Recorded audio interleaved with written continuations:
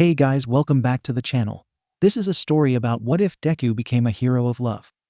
If you guys enjoy this movie, comment down below and let me know before I start. Please do support for more awesome content and leave a like, and don't forget to subscribe to my channel and also share this video with your friends and check out the description in my playlist. The author of the story 𝐀𝐦 𝐍𝐴 from 𝐴3. So let's start the video. As an artist, I could tell that this was a psychiatrist's office. All of the abstract hotel room art of bamboo stalks on white canvas displayed on the wall was as calm and stock image Y as you could get. It was like you knew that the designer went out and bought the first thing that matched with their plain, non-threatening furniture. It went with the mood of being a psychiatrist, trying to avoid any potential triggers, which wasn't bad per se, but the art was almost trying too hard to be impersonal that it was no longer visually interesting. You just ignored it, like the art used to fill the walls of a hotel. The only reason that I even paid attention to it was because I was too wired to be staring at my phone, and it was the only pop of color to lock onto. Everything was varying shades of beige, even the desk. The office space lacked so much personality. You could have told me this was a studio for tax auditing, and I would have believed you. Truly, this was a place where time came to die. The seconds crawling by so slowly, I wondered if the satellite on my phone lost service. The second hand on clock on the wall seemed to hesitate back a step with every tick forward. Eventually, the door opened, and I turned my head to see a petite young Japanese woman with pink hair. Hours later, I couldn't tell you what her face looked like. Like, if beige was a person, it would be her. The pink hair, though, that had been distinct. Alyssa Blake? Yes. Hello, I'm Dr. Yorikobai, said the psychiatrist as I went to shake her hand, and then quickly retracted it as she bowed and went to take a seat at her desk. I still couldn't get over the difference in cultural greetings. Have a seat. She gestured to the love seat behind me, also beige, as I swept up the edge of my paisley shirt dress and felt my 24 wide butt sink into the sterile couch cushions, depriving me of the view of the single piece of color in the room as I faced towards the psychiatrist with a close-lipped smile. I was currently in the middle of Shark Week, and the last thing I wanted to do was accidentally ruin her couch, because my uterus decided to rebel with a heavy flow week and overload my poor tampon. I squeezed my thighs together as I locked my ankles together, like it would somehow help prevent any seepage. And why is it that you have come here today? Well, I figured it was finally time. I promised my sister that I was going to look into getting a therapist, but I need to be tested again so I get coverage from vocational rehab. So you decided to look into therapy because your sister wanted you to, not because you want to. No, I wanted to. Do you think you need therapy? Yes, but it's not just because someone told me to go. Recently, I had an incident where I lashed out at someone close to me because I was feeling overwhelmed, and I didn't like how I handled the situation, and I'd like a better grasp on handling my emotions in a healthy way. Plus, everyone's harping on me to talk to someone about the thing that happened at the beginning of May, so I'd like to prove I don't have something like PTSD or depression or whatever. I then gave her a quick rundown of what happened. How I had gone to meet up with an online friend and had been caught up in a kid's failed abduction attempt that resulted in me being sent to the hospital. After I had finished, she gave a thoughtful nod and scratched something onto her notepad. Do you feel like you need to talk about it? I pushed up the pair of rectangle, cat-eye glasses up on the bridge of my nose, a replacement for the horn-rimmed glasses that had been broken in the alleyway during the skirmish. They had been the glasses I had before Mom decided I needed a new pair for college, back when things were simpler and we still lived in the East. It had the same prescription as the broken ones, so it was easy to forget the pair of glasses I wore were different, that I was different. Outside of the rare moment I glanced in a mirror. The only time I realized they weren't my old pair was by seeing the flash of pink, Vera Bradley paisley pattern on the underside of the earpieces when I glanced in my peripheral vision. Then I would remember all over again. I don't know. I can if I have to, like it doesn't hurt to talk about it. But after telling the same story over and over again to people like my boss and the police, I feel like I've already talked about it enough. It's not like I'm traumatized by it or anything. It's not like I have nightmares or get PTSD flashbacks from it, I said, deciding not to add the part of how I checked the corners of stairwells when I walked long flights of stairs and always listened for strange noises when inside an elevator. The intense fear had only lasted less than a day or so, which seemed natural since I hadn't been the target, just the accomplice. Now, it had just become part of some of my other mundane habit, like checking to make sure someone wasn't following you at night. Japan didn't have the greatest laws when it came to protecting people against stalkers. And I was a woman after all. It was just common sense. Trauma doesn't always manifest itself in the same ways for everyone. Some might pick up a bad habit from the incident, while others might find their romantic partners or decisions impacted by the behavior. Well, I'm fine. I haven't done anything out of the ordinary lately. Really? No triggering behaviors like checking the door is locked 10 times. I couldn't help, but I 𝐬𝐬𝐬𝐿 like she was crazy. Did she think I had OCD or something? No. Just the normal amount. What do you think is a normal amount? Locking the door behind you when you come home, making sure the door is locked before you go to bed, and maybe double checking if you can't remember if you checked the locks already. Does that make me certifiable? Rather than give me a reassuring no. Of course not, 𝐬𝐬𝐬𝐿 just smiled and said, "We'll just have to see what the results of the psych evaluation pull up. Right now, I'm just wanting to confirm that you actually have autism and anything else before we apply your financial aid from vocational rehab." I had to refrain from rolling my eyes. As a consequence of being so high-functioning, I had to periodically prove to people that I was, in fact, on the autism spectrum. Yes, I'm high-functioning. No, I don't look like someone who would have autism, whatever the fuck that means. Yes, I am very well adjusted. No, I'm not like Rain Man. Almost everyone reacted with surprise at the reveal of my diagnosis, like I had to be some sort of woman child to have autism, or had to be lying about it to get sympathy or perks at work. It's not like I exactly got a handicapped parking space, but there had been a few kids that had glared daggers at me for getting extra test time in school. So, after addressing all of this, what would you like to get out of therapy then? I'd like to help solve some of my deep-rooted issues and learn new strategies on how to cope with stress and my anxiety. I see. Have you ever had a therapist before? I had some behavioral therapists in my special ed classes growing up. And there was a divorce counselor we had for a brief window of time when I was around 9 or 10. But other than that, no. This would be the first time. I see. Well, let's get started. Why don't you tell me about yourself, so we can get to know each other a little bit? It says here you're American. Yes. I'm from the Midwest, specifically Mooresville, Indiana. Your Japanese is very good. Thanks. I've been studying Japanese as a hobby since I was in middle school, though some of the kanji still throws me off. Do you have any other hobbies? Well, I like to read, watch anime, sing, listening to music, write story, draw. I'm currently in the middle of trying to publish my webcomic in print, though the convention I want to sell it at is not for a couple of months. Oh, I also play the violin. I always forget that one. I've played it since I was about 5 or 6 years old, but I haven't played professionally since college. Sounds like you're very creative. So I'm told. Why haven't you played music since college? I haven't really needed to. There was always a reason to play music, because of the school orchestra or college credit, and now there's not. So you didn't go to college to study music? Oh no, absolutely not. I would die if I had to play music in public again. Much too stressful to have as a career. Why not? Because of the stage fright, the lack of interest, the meager amount of money it pays you to be a classical musician. Take your pick. So, you would prefer to play music because you want to, not for someone else. Exactly. But you don't play now. I haven't wanted to. Why is that? When all I gave her was a blank look, the psychiatrist just sat back and gave me more eye contact. What more did she want me to say? What did asking about my dead music career have to do with my being tested for autism? Was she trying to look for the right question to answer? Just not in the mood. I tried elaborating, but when her silent stare kept digging into me, I started to ramble. My mom is the only person who wants me to play, but I just haven't found the right inspiration or motivation to play.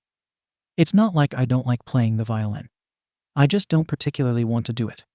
I tucked an errant wisp of brown baby hair back behind my ear, feeling particularly aware of my face in the moment and the things touching it. Despite the fact that my ponytail had been holding back the large bulk of my long hair, a few strands always managed to roam free. Does your mother support your music? My mom would be thrilled if I played more, but like I said, I'm just not interested right now. I see. You mentioned stage fright when talking about playing music. Are you afraid of playing in front of people? No. Yes. I mean, who isn't afraid of performing in front of people? Lindsey Stirling and Hilary Hahn still get nervous when they play in front of crowds. But it's hard. The violin is the most difficult instrument to play. It's easy to make a mistake and ruin the whole song. So, you're afraid of screwing up in front of people. I felt my nails twist into the flesh of my forearms as I felt my jaw tighten. All right, it seems this subject seems a bit uncomfortable for you. I had to frown at that. It wasn't uncomfortable. I just didn't think these were relevant questions to my autism.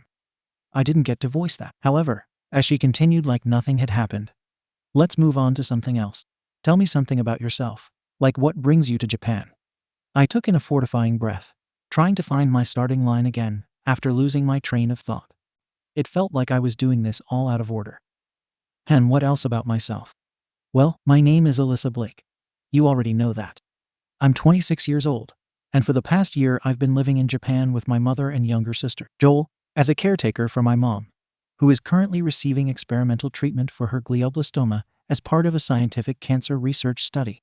In addition to that, I work as an assistant activity director at 𝐶𝑠TRA Towers Assisted Living and part-time as a driver at Enterprise Car Rental at the airport on weekends to help ends meet. Sounds like a lot of work. I shrugged. It's not so bad. My mom's not an invalid or anything. She can still get up and do things for herself, albeit with less energy. And I have my little sister to help out. Plus, we have a few friends who live on the military base nearby that check in on us periodically at our apartment complex. It's good to have a support system in check. Oh, absolutely. I don't know what we would have done without them. Cherie has been Mom's biggest supporter since we moved to Japan. They used to teach together before Cherie did the PCOS move to Japan with her husband to teach English here. I see. And how has the move to Japan been for you? Good, for the most part. I love that I get to experience all the stuff and shopping I've seen in anime and manga. But the first time I came here, there was a bit of an adjustment period with the different customs and navigation. But things are fine now. I think my mom is the one taking the move hardest. What makes you think that? She's more anxious than usual. I think she's depressed that she can't go out and do normal things because of her health and her inability to speak Japanese, like run errands and shop at her favorite stores. All of her family and friends are in Indiana. We don't own cars anymore, and the one we do have we share with Cherie. Basically, the only people who are thrilled about the move to Japan are me and my sister. And that's because we're anime nerds. I think for her, it's very uncomfortable for her to be here. We can give her TV with English subtitles and channels and try and make it comfortable for her. But it's still a foreign country. I mean, the only reason she is in Japan is because she agreed to be a part of the trial. Sounds like a tense environment. I tried ignoring the tightness growing in my chest as I waved my hand. It's nothing new. She's always been like this since I've known her. Except now she's worse because she has the whole mortality thing looming over her head. I think it doesn't help that her seizure meds mess with her anxiety and insomnia. And how long has this been going on?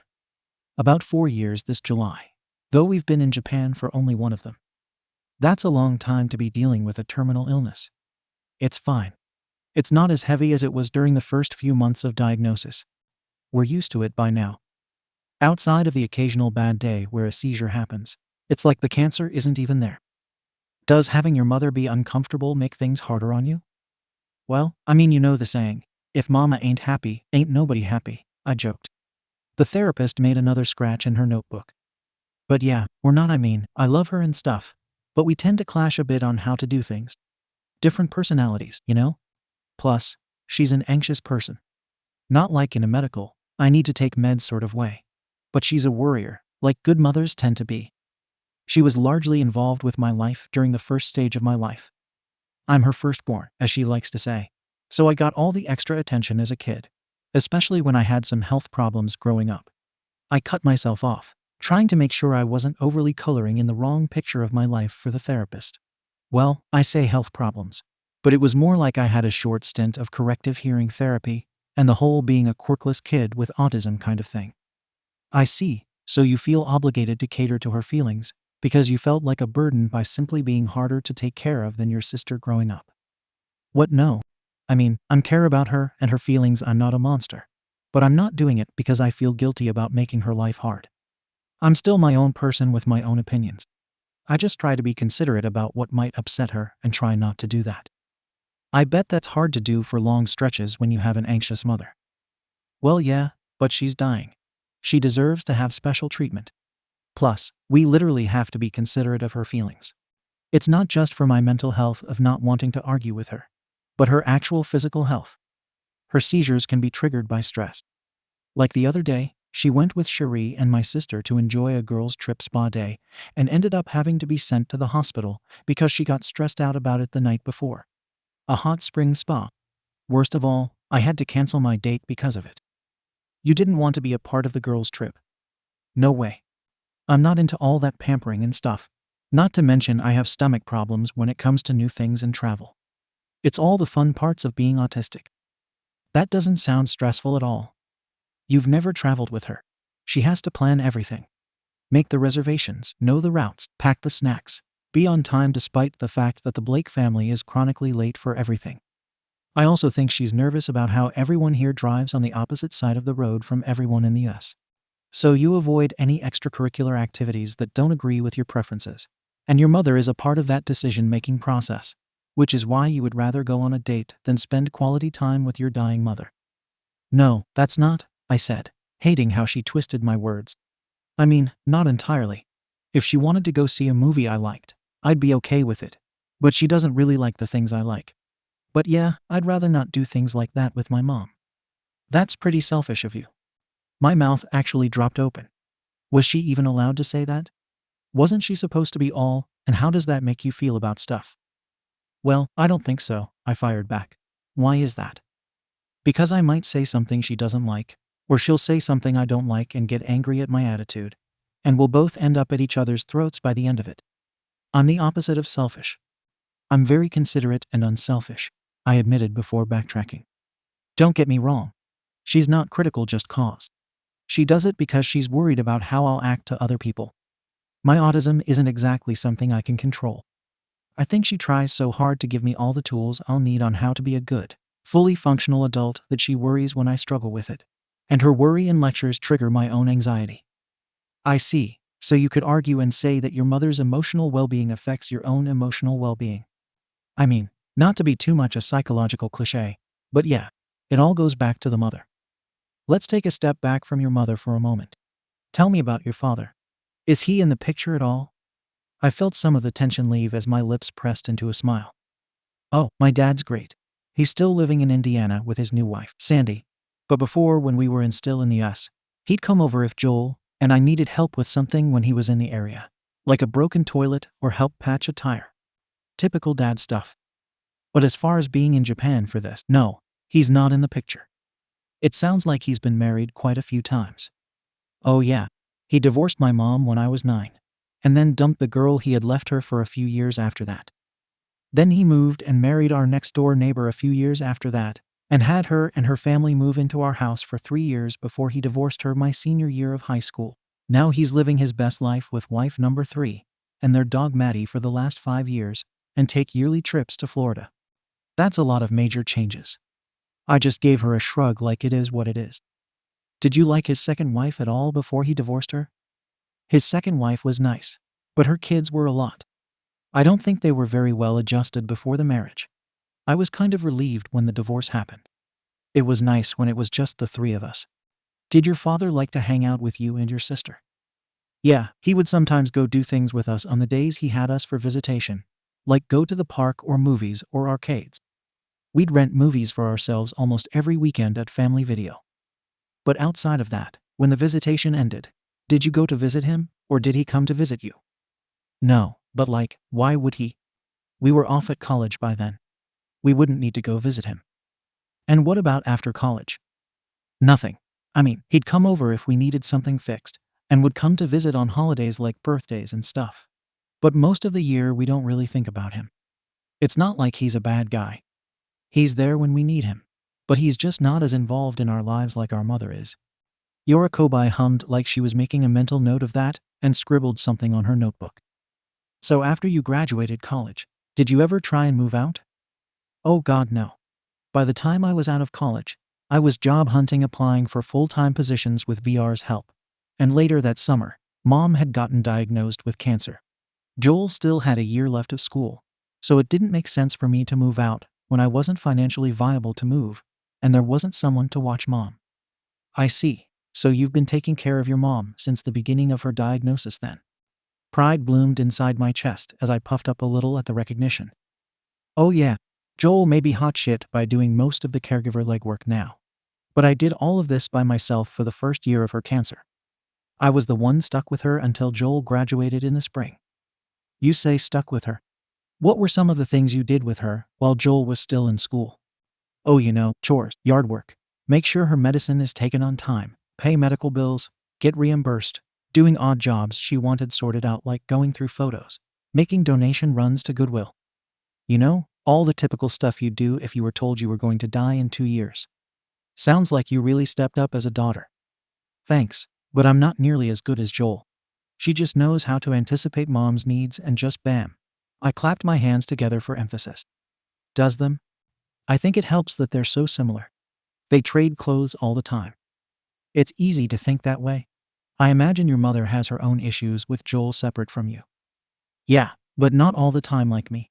Sometimes it feels like I can never do anything right. Do you think your mom sees you that way? I had to think about that one for a moment. I think she sees that I try, but it was never the way she would do it. I think she was frustrated that she couldn't do things by herself anymore. She was a very independent woman after the divorce, and I think getting cancer really messed with her. It's not like it comes from a place of being like her, but that she's worried I'll make a mistake later because of ignorance and wants to nip it in the bud early before it becomes a problem later on. Joel does it too, sometimes, like pointing out a tone of voice or volume that might be offensive to someone, but to a lesser extent. I see. Well, that appears to be all I need at the moment. Why don't we get started with the testing? That's it. That's it. I blinked at the sudden clinical coldness of her reaction as she abruptly switched tracks. All of that soul searching wasn't part of the test. What the hell? She was just going to leave me hanging like that, mother issues and all. Wasn't she going to ask about my sister or my dating life? Did I talk too long? I didn't think I had really talked that much about myself. The clock only read 8:15. There was a whole world to crack under the surface. Was I boring her? I tried to shake off the negative self-talk, reminding myself she wasn't supposed to be my actual therapist. But it was like she had gouged open a piece of flesh that had been infected with pus and refused to clean it. Just poked it with a stick and left it for the next doctor to poke around and prod, not even bothering to restitch the wound. I decided in that moment that I did not like Dr. 𝐀𝐦 and was glad she wasn't going to be my therapist. Hours of rigorous testing later, that idea cemented further and upgraded from not liking her to detesting the very ground she walked on. Dr. 𝐀𝐦 still sat there, with her pink hair and perfect plastic smile, the only color in her impersonal office space and nondescript hotel art, and I was left mentally and physically spent, like all the things a person needs to function throughout the day had been sucked out of me with a bendy straw. I hadn't really known what to expect, but nothing like this. I barely made it to the door before I gave her a nod to whatever thing she said on the way out after I grabbed my paperwork. When I was sure I was a few good paces away from her office, my carefully crafted mask of togetherness began to crumple. It had to be a mistake. There had to be. I was autistic. I was. That was it. Nothing more. No further explanation. It was just supposed to be a routine mental checkup, a confirmation that I did, in fact, have a mental disorder. She had just misunderstood my answers. There was no way I was, whatever it was that she had said to me. I couldn't recall in that moment the exact words in Japanese, my mental translation skills gone fishing with the rest of my cognitive functions. But it was hard to argue with a licensed professional, especially when she had complimented me on my Japanese skills earlier. It's not like I could ask her any questions, not after she just praised my Japanese skills.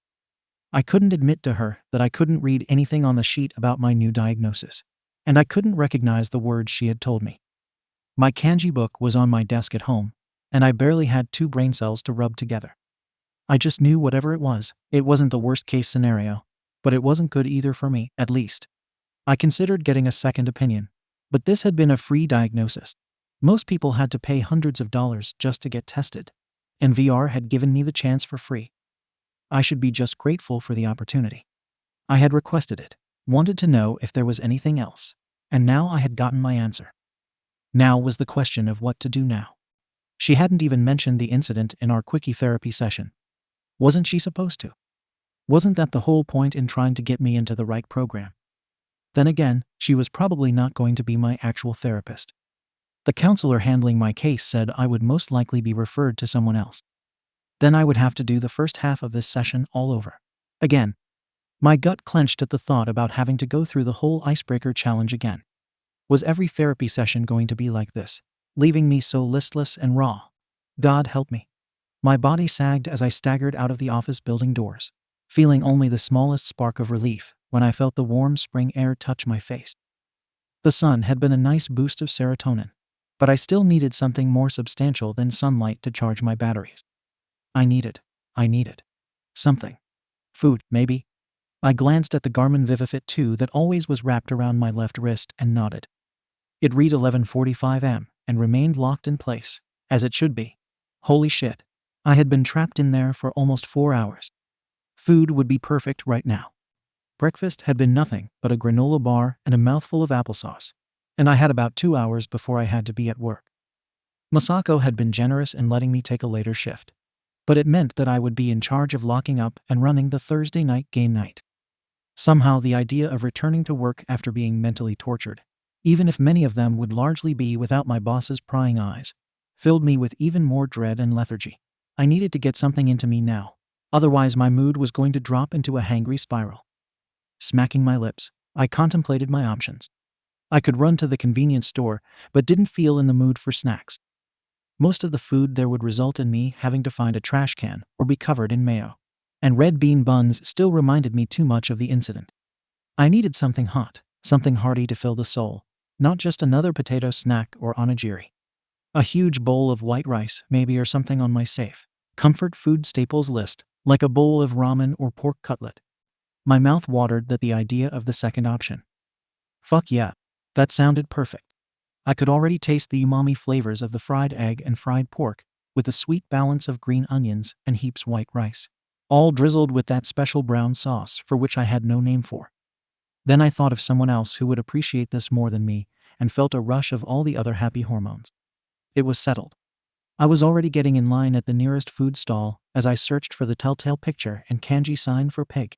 I pulled out my phone and tapped the phone icon over my messages and started typing. Izuku Midoriya had to be one of the best sounding boards in history.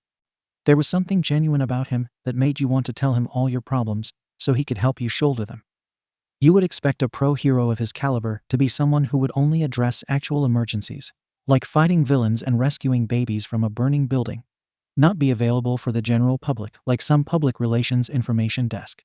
However, since Deku was a hero that wanted to help everyone, was always willing to listen, and had been charged with desk duty today, Izuku had spent the better part of his day addressing complaints from all the citizens of Korea who were willing to bend an ear. God only knows why. Opening up an open forum to the public was like inviting thugs to mug you and steal your money. The man had broken his body over and over the years, for God's sakes. You couldn't argue that the man couldn't take his fair share of punishment. Case in point, he had been talking to an elderly lady when I stormed in through the doors, all gung-ho and arms swaying with a bag full takeout. At the interruption, his face slipped from his usual attentive gaze to something a bit more panicked, like he was the one who was in trouble, and I was the one leading the charge of vengeful Valkyries to end him. This had not been the first time Izuku had cut his lunch break short. The last time we had met for lunch, he had arrived 15 minutes late because he had helped save a whole group of construction workers from being crushed by a loose wall structure, and had been held up by selfies and autographs afterward because he didn't want anyone to be left out. It was understandable. Izuku was a considerate guy, but it had left me wanting. Seeing his panic, I wished I had come in less guns a-blazing. That regret, however, lasted all about 5 seconds when I recognized the haggard body language on him that Joel often exhibited when she took on too much in an effort to please everyone, and the self-righteous grandstanding authority of the lady posturing in front of him, and immediately switched tactics. Izuku was considerate, but sometimes he reminded me too much of my sister, someone who was nice to a fault at the expense of themselves. Where were the other heroes? His co-workers? Didn't he have a secretary at the desk? Music something? Why couldn't they clock in so Izuku could enjoy his break? Waiting for something to happen, or for someone else to save him, wouldn't achieve anything. I knew that if I didn't cut in now, this woman would tie him up for the whole hour. Which was fine by me. I had no problem playing the bad guy in order to save others. I was already used to people hating me. utilizing the voice I used with particularly difficult residents, one that oozed saccharine sincerity and politeness. I put on my brightest customer service smile and chimed in. "Excuse me, ma'am, but Deku is about to go on his lunch break. If you would like to come back in an hour, I'm certain he would love to hear your problems in earnest. Even heroes have to eat." People in Japan was so chronically polite to each other. Their first instinct was typically to apologize at the slightest hint of rudeness, and then beg the other party for forgiveness second. It was practically encoded into their DNA. I had been counting on that fact to help carry my excuse of interrupting their conversation. But much to my dismay, the woman had taken the latter route and dug her heels in further. "You expect me to come all the way back here and get in line an hour later?"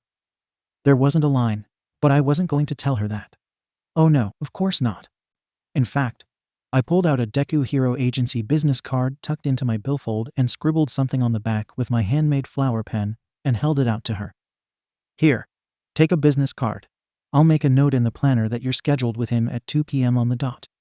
That way you won't have to worry about the wait." She eyed the card with some skepticism, but appeared appeased for the moment. "I most certainly will," she said with an imperious sniff and stalked out of the agency doors. Once I was sure she was far out of earshot, I turned back to the can-do hero, who still appeared a bit dazed. "What on earth was that about?" I asked him.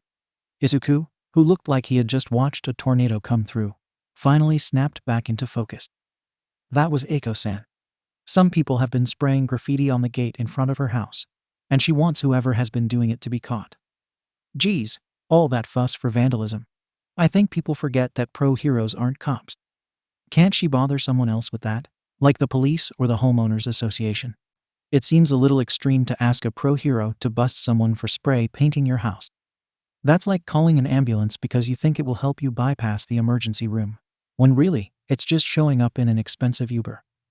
Rather than seem put off or willing to agree with my statement, Izuku just smiled, the corner of his mouth lifting into one of those cute half-smiles full of compassion and understanding. "I think she just wants somebody to listen. This isn't the only time she's come here for help. Eiko tends to show up about once a week to report about something. There aren't a lot of resources this far away from the bigger districts, and I think she just wants to be heard, to know that someone out there cares what she has to say. That's so sad, but I get it. So many passionate people grew up into passionate old people, which meant dealing with disgruntled, privileged elders that shouted louder and snapped quicker in order to be taken seriously, like because they had seniority and deteriorating bodies running out of time. It suddenly made everyone else's time less valuable by default. But the more a person shouted, the less likely someone would actually listen and taken seriously. I should know. Many of the residents I worked with were exactly like that. But still, don't just let anyone push you around. There's being kind, and then there's being nice. There's a difference? Apparently. Joel says that being kind is wanting to do good things for others, because it makes you feel good, while being nice is catering to other people at the expense of your own wellness. Like one is feeling you have to do something versus actually wanting to do it. You wanting to help Eiko with her problems is being kind. Letting her go on about them with no disregard for your own personal time at the risk of wasting your lunch break is you being nice. I don't think I entirely understand it, but I get your meaning. Your sister is pretty smart. Oh yeah, she's wise beyond her years, I admitted, and then lightly nudged his side with my elbow. Now come help me eat this katsudon I brought you. Not to sound like a hypocrite, but I need to voice my own grievances today, and neither of us can do this on an empty stomach. Izuku then gave me a face like uh-oh. I take it the appointment with the psychiatrist didn't go well. No, thankfully, this is a strictly ventrance scenario, so I'll try not to completely talk your ear off. I need to leave you some social battery power left for hero work. Right, thank you for that, by the way. I'm not sure when exactly I would have eaten if you hadn't shown up. No problem. A growing hero needs his lunch. But first, I held out my arms in a motion of a hug. Izuku hesitated a moment before he moved forward, leaning in until he had his arms wrapped around me. Despite how familiar we were with each other, having been friends online for over a decade, Izuku still had some issues when it came to showing affection in public. Japan wasn't exactly as PDA-friendly as the United States, but I figured if I desensitized him to it enough, eventually he'd feel comfortable enough and accept my affection, maybe even initiate some PDA on his own. He had done it a couple of times since we had started dating, Like hold hands or hug hell. We had made out on at least 2 separate occasions, but those had been highly stressful situations or the result of adrenaline. Maybe one day, if I was lucky, he even would find the courage to tell me he loved me. Someday. Obviously not today. It was still too soon into the relationship to start talking about that, even if we had spent many years pining for each other online. Nope, there had to real-time experience points put into this relationship. Otherwise, it would never level up and be strong enough to defeat the final boss, my mother. Knowing that, I gave 𝐬𝐻𝐸 an extra tight squeeze for luck. One for his rough day of desk duty, and then one for myself. Then, because I really needed it, I sank into him and rested my head on his shoulder, even after his arms lifted away from my back. What are you doing? 𝐬𝐻𝐸 stammered, feeling his shoulder tense as I nuzzled my face into the crook of his neck. I need my daily dose of vitamin Deku. I mumbled, half joking as the ticklish sensation with my words reverberated near his skin. I felt his Adam's apple bob as he swallowed, and felt a rush of pleasure as I inhaled his minty scent. God, he smelled so good. Why was it that I could go through almost 4 hours of emotional hell and have this be the thing that helped calm me down? It couldn't just be the peppermint smell. Maybe I was addicted to his pheromones or something. I'm addicted to the madness. This hero is my Atlantis. The abrupt, invasive thought jumped into my head like most inconvenient things did, unexpectedly and without my permission. It had been a while since the earworm crept back into my head, at least a 3-month hiatus, and now that it was back, new song lyrics were being fed inside my head as it shredded and replaced the old earworm as white noise static. Like the song title, the melody was addictive, going hours of listening to the same 5 minutes of EDM and indie animation. I knew now that it was the product of my brain trying to help stimulate itself for a hit of dopamine, hence the same stimming loop of music. But awareness didn't stop it from happening. The trick was good when it came to memorizing things. Mom had written song parodies for her students when she had been still teaching, using the songs of 3 Blind Mice and Tiptoe Through the Tulips to help her kids remember their times tables, and then later myself and Joel. The need for finding patterns and meaning in words was human nature. So now that my brain had latched onto the word, the addict lyrics were twisting into something different, something parodied, and I just laid there and held on for the ride until my brain decided to let go and latch onto into something else. I'm addicted to the madness. This hero is my Atlantis. We're forever gonna have a fucking reason to sin. Just leave me here to burn where I'll be breathing him in. I'm addicted to the feeling, getting higher than the ceiling. And I'm never gonna want this fucking feeling to end. Just concede and give in to your inner demons again. Can't you two be gross somewhere else? The song continued inside my head, but the volume lowered somewhat as my weary haze broke enough to look over and see the disgusted voice belonged to one of 𝐬𝐻𝐸's subordinates. I felt 𝐬𝐻𝐸 shift and watched as his neck turned pink, but I refused to move my head from that spot. I was too comfortable and needed to make up for lost time. 11 years I had gone loving this man, and now I could finally indulge in it a little. Like hell, I was going anywhere. Not unless 𝐬𝐻𝐸 told me otherwise. Girl, you fell in love, but you fell deeper in this pit. While life slaps you with a glove, just count your blessings, 'cause this is it. You're not letting him go. So what if I misbehave? It's what everybody craves. I winced. That glove part definitely needed to be workshopped. I thought idly as I addressed the gaudy intern in the stiletto heels. I would have eaten lunch somewhere else, but 𝐬𝐻𝐸's running the office today, and I didn't want him to have to leave his post just to meet up with me. The haze still hadn't fully cleared as exhaustion kept me from being able to piece her name together. What was her name again? 𝐬𝐻𝐸 had just introduced me to her last week, when we first started making our lunch dates a regular thing, and I had seen her a couple times since then when I had dropped by his agency on the way home from work. Wasn't it Sparkle something? The Death Note-esque Lolita dress and blonde hair that reminded me so much of Missa felt like some kind of mnemonic reminder.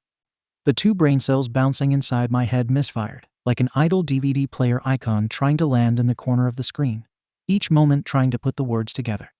Shiny, shiny, killer, Kira, Kira, Kira. That was it. Still, can't you take that somewhere else? You two are so disgustingly cute, it's revolting. My glare at Kira darkened from over 𝐬𝐻𝐸's shoulder as her words made him pull away from my protective embrace. If you've got a problem with it, go somewhere else. No one asked you to gawk at us, I growled, and then blurted. Not that you were here when he needed it. Probably couldn't see him with all that hair you've got over your eyes. Can you even see under all those bangs? It's called a haircut. Oh, that's rich coming from the koala bear with the split ends attached to my boss. Can you not be 5 feet away from him? Or do you need him to hold your hand too? Why, you jealous? Hardly. I just think that he might need to actually get some work done today, instead of being smothered by an overgrown tree. Bitch, okay, I snapped, feeling my hackles rise as I took a step forward before Izuku jumped between us. Alyssa, it's fine. She's just kidding, Izuku placated, his hands up to keep me from throwing mine. It's not. I began, about to lay into her rudeness and insinuation that he hadn't been working hard. And then I saw Izuku's look of concern and felt shame wash over me. Damn it. I did it again. Fuck. I didn't expect her jabs to trigger me this easily. I didn't mean to be mean and lash out. But there was something irritating about his intern that reminded me of the snobby girls in my high school. The ones that shamed you under the guise of being nice and considerate. Which was probably the last time I had reacted so juvenilely to a good ripping. There was just something mama bearish that unlocked inside me anytime I felt like Izuku was being bullied. Joel had explained it as something that happened when she had seen Baby Yoda abused by stormtroopers in The Mandalorian. Something irrational and maternal would just take over, and she would just snap. That made sense since the creature was an adorable baby. Women were supposed to be maternal for babies. It was instinctive to protect their young. But I didn't think that feeling applied to real-life people instead of fictional characters. It must have been true, because I had considered throwing hands with Ground Zero the other day, a top 11 hero on Japan's hero billboard chart, because of some harsh words he had given to Izuku about being incompetent during what I thought had been our first date. And now I was doing it all over again with his intern. Regardless, Izuku shouldn't be shamed for anything, especially our relationship. It was nobody else's damn business but our own. You just don't want him to be embarrassed by you because he might leave you. You're already a freak. If he's embarrassed by you, he won't want to be around you and won't love you anymore. I shoved away the intrusive thought and, with some reluctance, moved away from Izuku.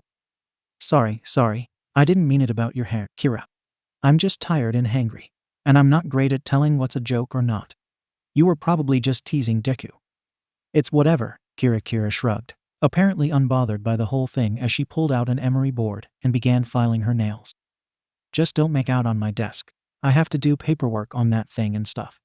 Sure, I said, still not sure if she was kidding or not. God, being in love made me such a basket case.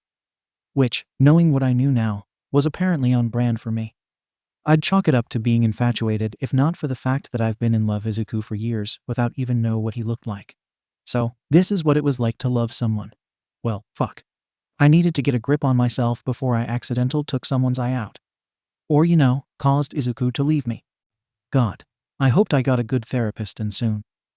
I think it's sweet that they have each other, said Aoyama, the sparkling hero coming to my defense as he and another blonde, a guy I recognized as Denki Kaminari from Ground Z Bakugu's birthday party, followed behind him with a box full of paperwork. They must have just got back from their own lunch breaks. Yeah, why do you care so much, Kay? You never had any complaints when I brought Kyoka over for lunch and tried being affectionate with her, said Kaminari. That's because she doesn't let you. She keeps pushing you off her. It's fun for me to watch her torment you. Kaminari gave Kira's self-satisfied grin a scrutinized look. Are you sure you're supposed to be a hero? That's what it says on my resume, she quipped. Now excuse me while I go check to see how our social media page is going. That reminds me, I tugged open my purse and handed Kaminari a 5x5 cardboard box. Here is the new shipment of revised cards. And because I felt the need to specify, I added, I didn't order it or anything. I just printed them out and transported them in one of my old cardboard boxes. Just let me know when you need more. I had designed the first batch for Izuku as a favor almost 3 weeks ago, and now with all the business they were starting to get, they needed another round. This time they had an updated artwork incorporating his hero costume factored in. The front held the Lapin outline of Deku's mask and cowl popped on a backdrop of black and pine green inside a comic book panel. The back a lighter shade of mint green with a Ben-Day dot pattern and clearly printed contact details. The lacquered cardstock sparkled under the fluorescent lights as Kaminari flipped around the shiny, green business card. You did all these all by yourself. It's no big deal. I've made business cards before. What's another 400? Girl, you're crazy. I am not. They had tested me for that, I blurted out. The stunned silence so heavy, I felt the need to elaborate. Actually, they tested me for OCD, narcissistic personality disorder, psychopathy, and antisocial personality disorder. But I must have not checked any boxes for them because they never came back in my results. Another 5 seconds of silence passed before 𝐀𝐦 and 𝐍𝐤 burst out into a fit of laughter. I titled my head. Why were they laughing? I was being completely serious. Did they think I was being funny? Did I say something wrong? Oh man, you sure know how to pick 'em, Midoriya. She's adorable. Thank you. I felt my face burn at Izuku's admission and gave 𝐀𝐦 an uneasy smile. I still couldn't tell if he was joking or not, but I took the electric blonde's raucous laughter as a good sign. Let's go to your office to go eat these. I imagine we have some people to help cover the front desk for you for a while, I said, wanting to get out of there as soon as possible. Right. Once we were alone and Izuku had closed the door behind us, the atmosphere felt less intense, and I started setting the table, breaking the chopsticks to divvy up the portions onto the plates. Izuku, having grabbed something from the kitchen, came over with a tea kettle and poured us 2 cups of green tea and started shuffling some papers off his desk. I admired the view as he bent down to move a box of loose files he had next to his desk. He had looked so good standing there all decked out in his turquoise green hero suit, my favorite color. He looked even better without the scarf cape. Cowl? The one that he had given to me when I had been rescued and dropped off at the hospital after the incident. Without the yellow scarf around his neck, it was easier to notice the muscles filling out his shoulders, neck, and back. Dear God, the back muscles on this man. I didn't even know I was a back person until my eyes kept retracing the lines of his deltoids and rhomboids like I was going to use it as a drawing reference. The dude was built like a gymnast masking as a bodybuilder. And that butt. Holy shit. He actually had one, for starters, and it was supple, like 2 ripe apples. The protective black padding high on his thighs only emphasized it more. Why did his costume make it so hard to see he was toned? Get it together, Alyssa. Stop thirsting over your hot hero boyfriend and focus. I forced myself back to the task of setting up lunch as a distraction from wandering eyes and lustful thoughts, and pulled out 2 chairs for us to sit side by side, Izuku's desk having been bolted to the wall. When that didn't work, I decided to take in the office space. It was relatively neat, save for the random piles of folders and paper scattered in various places. The wall had a few hero bulletins on corkboards and other wanted posters, which was surprising since I had expected to find at least one All Might poster. His desk looked like a typical office desk, full of a tray for paperwork and a laptop, along with a little Might T version of All Might pop figure sitting on display, still mint inside the box. The figure I had bought him as an apology gift. Memories of the outburst I had done at the Jaku hospital rushed back in full force. How mean I had been, yelling at him for being there to support me during an anxious time, all because my mother might have found out about him. Am I really making you uncomfortable by doing things like hug you at work? I asked him, my voice small and sad as I gripped the back of my chair. I don't hate it. But I embarrass you, I finished, wilting a bit when he didn't answer. Sorry. I don't really know what's okay and what's pushing a boundary for you. I don't think it's wrong to want to express affection like this, but I guess it can make things awkward for you. It's hard to figure out the gray area. I turned to place a hand on his arm and then retracted it. What was it about being in love that made you want to be around and touch the other person all the time? I was sure there had to be some sort of hormone involved, but my own grasp of that kind of knowledge was severely limited beyond high school biology, and that had been over a decade ago. No, you don't. I'm not embarrassed of you, but I think some things we should probably do. You know, in private. But we're not in public. We're in your office, I argued. That is also shared by 4 other people. I opened my mouth to say something, and then nodded like fair enough and sat down next to him. The warm smell of pork and egg filled the air as we ate the freshly made katsudon. For the past week or so, I had been meaning to eat lunch with him when I could swing it during my work breaks. With travel time, distance, and the erratic times when Misako would allow me to take my hour-long lunch break, my schedule rarely put me in the same time frame to go to where Izuku patrolled for lunch. But if he had been in the area as me, or I was forced to take a half day, he would swing by a hole-in-the-wall ramen shop called 𝐀𝐦 halfway between both of our jobs, and I would go meet him there. While I liked the cozy ramen shop, this had been the first time the lunch date had been at his agency. Just tell me if something is bothering you or you don't want to do something. You know me and my autism. I'm not going to catch on that you're upset unless it's blatantly obvious. Just be honest with me. And I promise I'll try not to get offended by it. Okay. Honesty, I can do that. I eyed him like, can you? And then chuckled to myself. Whatever. If it's something important, he'd tell me. After the fiasco of finding out he was the hero I idolized, Deku, who I had dubbed the Flying Mint Bunny hero due to a grammatical error and many misunderstandings only neurodivergent people could experience, and my online crush and friend, 𝐀𝐦39, and vice versa with Izuku discovering my being 𝐬𝐬 his online crush and author of his favorite webcomic Vigilante Nights. There were no more secrets between us. At least I hoped so. One convoluted unmasking was enough for one lifetime. Soap operas weren't this complicated. Once I had a few bites of food in me, I began to regale Izuku of my morning at the therapist's office. Slowly, at first. For the sake of time constraints, I had tried condensing it down into the finer details. But once I got going, it all came tumbling out. Izuku was a good sport about it, nodding and humming in the right parts and being the general, amazing sounding board that he was while we both recharged our HP through the consumption of hearty pork cutlet bowls. I think my rapid-fire explanation gave him time to eat while I talked, which he needed to do. The poor guy looked like he hadn't been sleeping well. So, after all that, she makes me do these math problems where I both have to do my, and some where I just have to guess within like a limited amount of time. You know, the typical two trains leave the station at the same time going different speeds. When will they meet kind of questions. And then she has the gall to time me, and not even let me do the work by writing it out. It was like being back in high school. Like, could none of this could just have been a 3-hour phone call? I had to wake up at 5 a.m. for this. Sounds like you had a very long morning. It was the absolute worst. I felt my body sag into the office chair as I rolled my head back. Like I understand the whole spatial problems like rearranging blocks and trapezoids in a pattern to fit a certain shape. That I've done before for autism tests. But what does repeating a series of numbers back to her, forwards and backwards, have to do with finding out if I have autism or anxiety? Maybe she was testing you for something else. Maybe. I leaned forward and rested my head back on Izuku's shoulder. Physically, I was spent, but curling up next to Izuku was like going to the Pokemon Center, both the real-life store and fictional location. The man was just restorative. So, what did she say about your test results? Basically that, judging from what she observed from me and my answers, I don't seem to exhibit any kind of anxiety. So there was no need to continue our session since I apparently don't seem to exhibit any kind of anxious behaviors that lead towards an anxiety disorder, I said, unable to keep the mocking inflection out of my voice.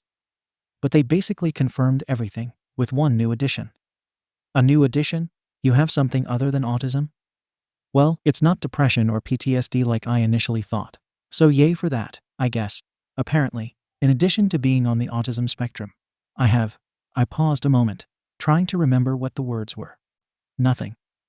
Ugh, I'm coming up blank. I can't remember the right translation. Maybe I could help.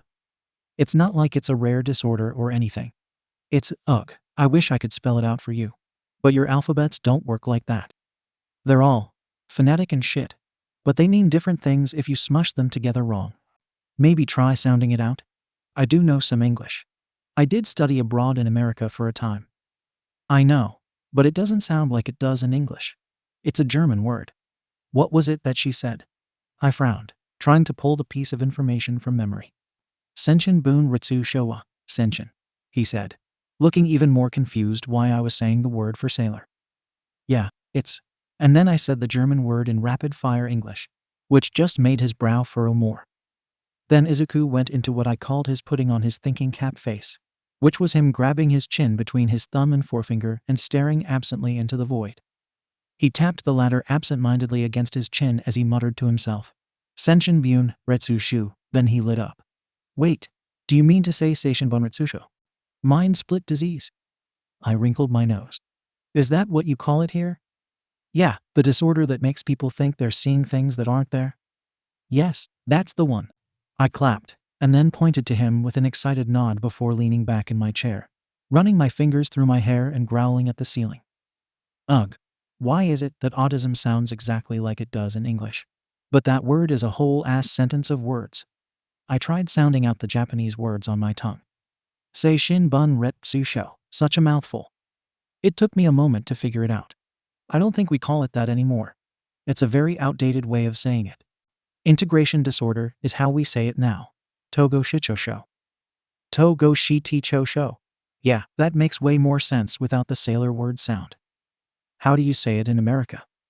Schizophrenia, I said, this time making sure I spoke clearly and concise.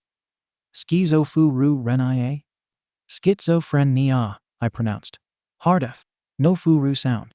Say it more like fur. Faru Izuku frowned and tried sounding it out again. But the F consonant kept having a silent U creep back in again. Japanese accents were difficult to change. That's hard. Yeah, don't hurt yourself. English is hard. And German is worse. At least I know how to say it in Japanese so you can understand what I'm saying, I said as the reality of the words sunk in. I can't believe I'm supposed to have schizophrenia. I've never once heard voices. Except the ones full of self-doubt and dark thoughts. But everyone had a devil on their shoulder. That wasn't abnormal. Right.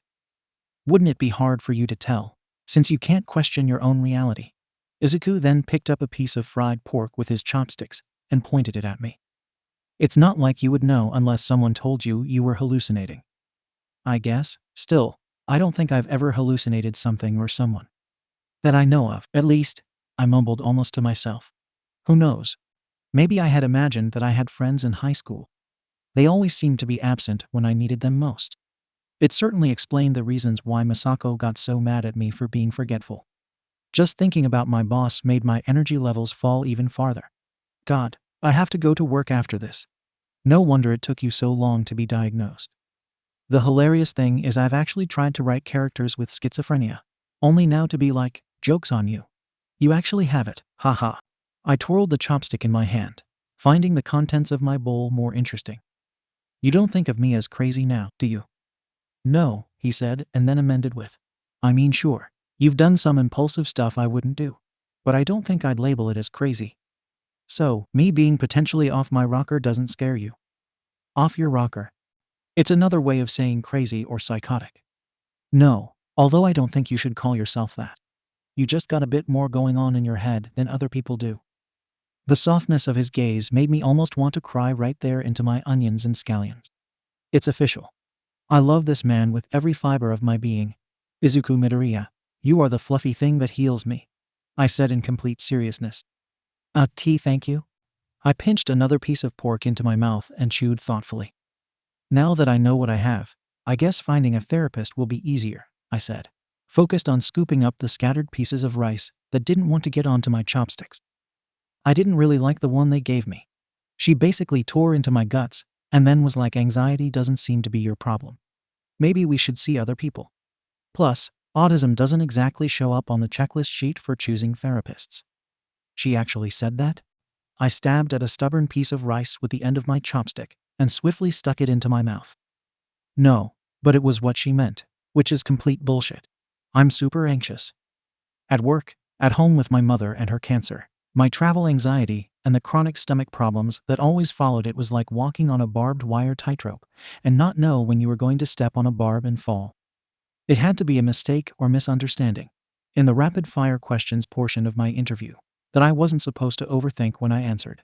Many of my ratings of 5s on a scale of 1 to 5, with 1 being never and 5 being always, had been stuff I had pictured when I was a kid than how I was now in the present day. That had to affect the outcome. It couldn't be relevant now. If you don't agree with her diagnosis, why don't you get a second opinion? I would, but this evaluation was given to me for free, and I can't afford the time and money it would take to do this all over again. Besides, what do I know? I don't exactly have the psych degree. Who am I to question someone who went to medical school?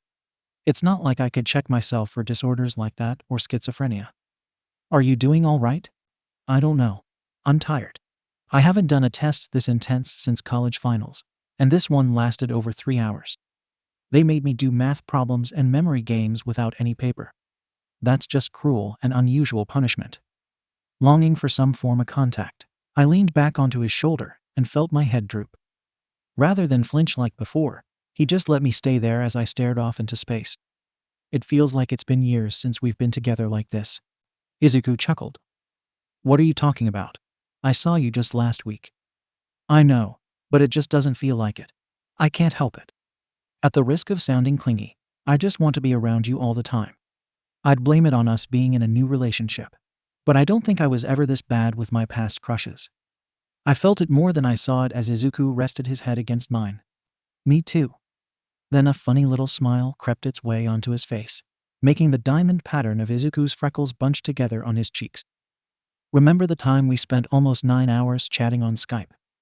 I don't think I got any sleep that night, I admitted, recalling the fond memory of a 14-year-old Alyssa staying up late to secretly talk with her friend until 5 a.m. while her mother and sisters slept unaware in their bedrooms. The fuzzy high I had experienced in talking to him helped make up for the sleep deprivation I experienced later that day at school when I had nearly passed out in third period orchestra. I'm pretty sure that was the first sign I was in love with you. Really? Yeah, the small might 39 you, not the in real life, pro hero you, obviously. That came later, I explained and thought for a moment. I think it was when you opened up to me about your home life and how hard it was being bullied for being quirkless that really did it for me. Really? That was the moment that did it for you? Oh yeah, I've always had a weakness for the underdog, the unlovables, the ugly toothless mutts people pass over for the golden retrievers. Gee thanks, Izuku deadpan. Oh, you know what I mean. The guys who've got much more going on under the surface because they aren't relying on superficial things like their looks or quirks to get by, but get labeled as outcasts because they don't fit the gold standard for normal, I explained, and then grinned with a shrug. Plus, you were a sweet guy and a nerd. All the things I love in a man. A laugh spilled past his lips, and it made me want to tell the joke again just to witness that bright smile. A lot has happened since then. I'm not the same weak, quirkless kid I was in middle school. I'm much better off now, aren't we all? Plus, I've got the agency, and you finally traveled to Japan. True, different, but still the same in some ways, the important ways. The ways that it counts, I smiled, and then because I felt like I was being too sappy, I added. I mean, obviously we're not the same people we were 10 years ago since you got a quirk and I am well. I still don't have a quirk, but I don't need powers. Who needs a quirk when you have the power of God and anime on your side? If anything, autism is my superpower. At least, that's what Joel says. Your sister's got a point. I waved him off like yeah sure as I settled back into his left side, making sure I didn't knock him over while he ate, though he hadn't eaten anything in a while.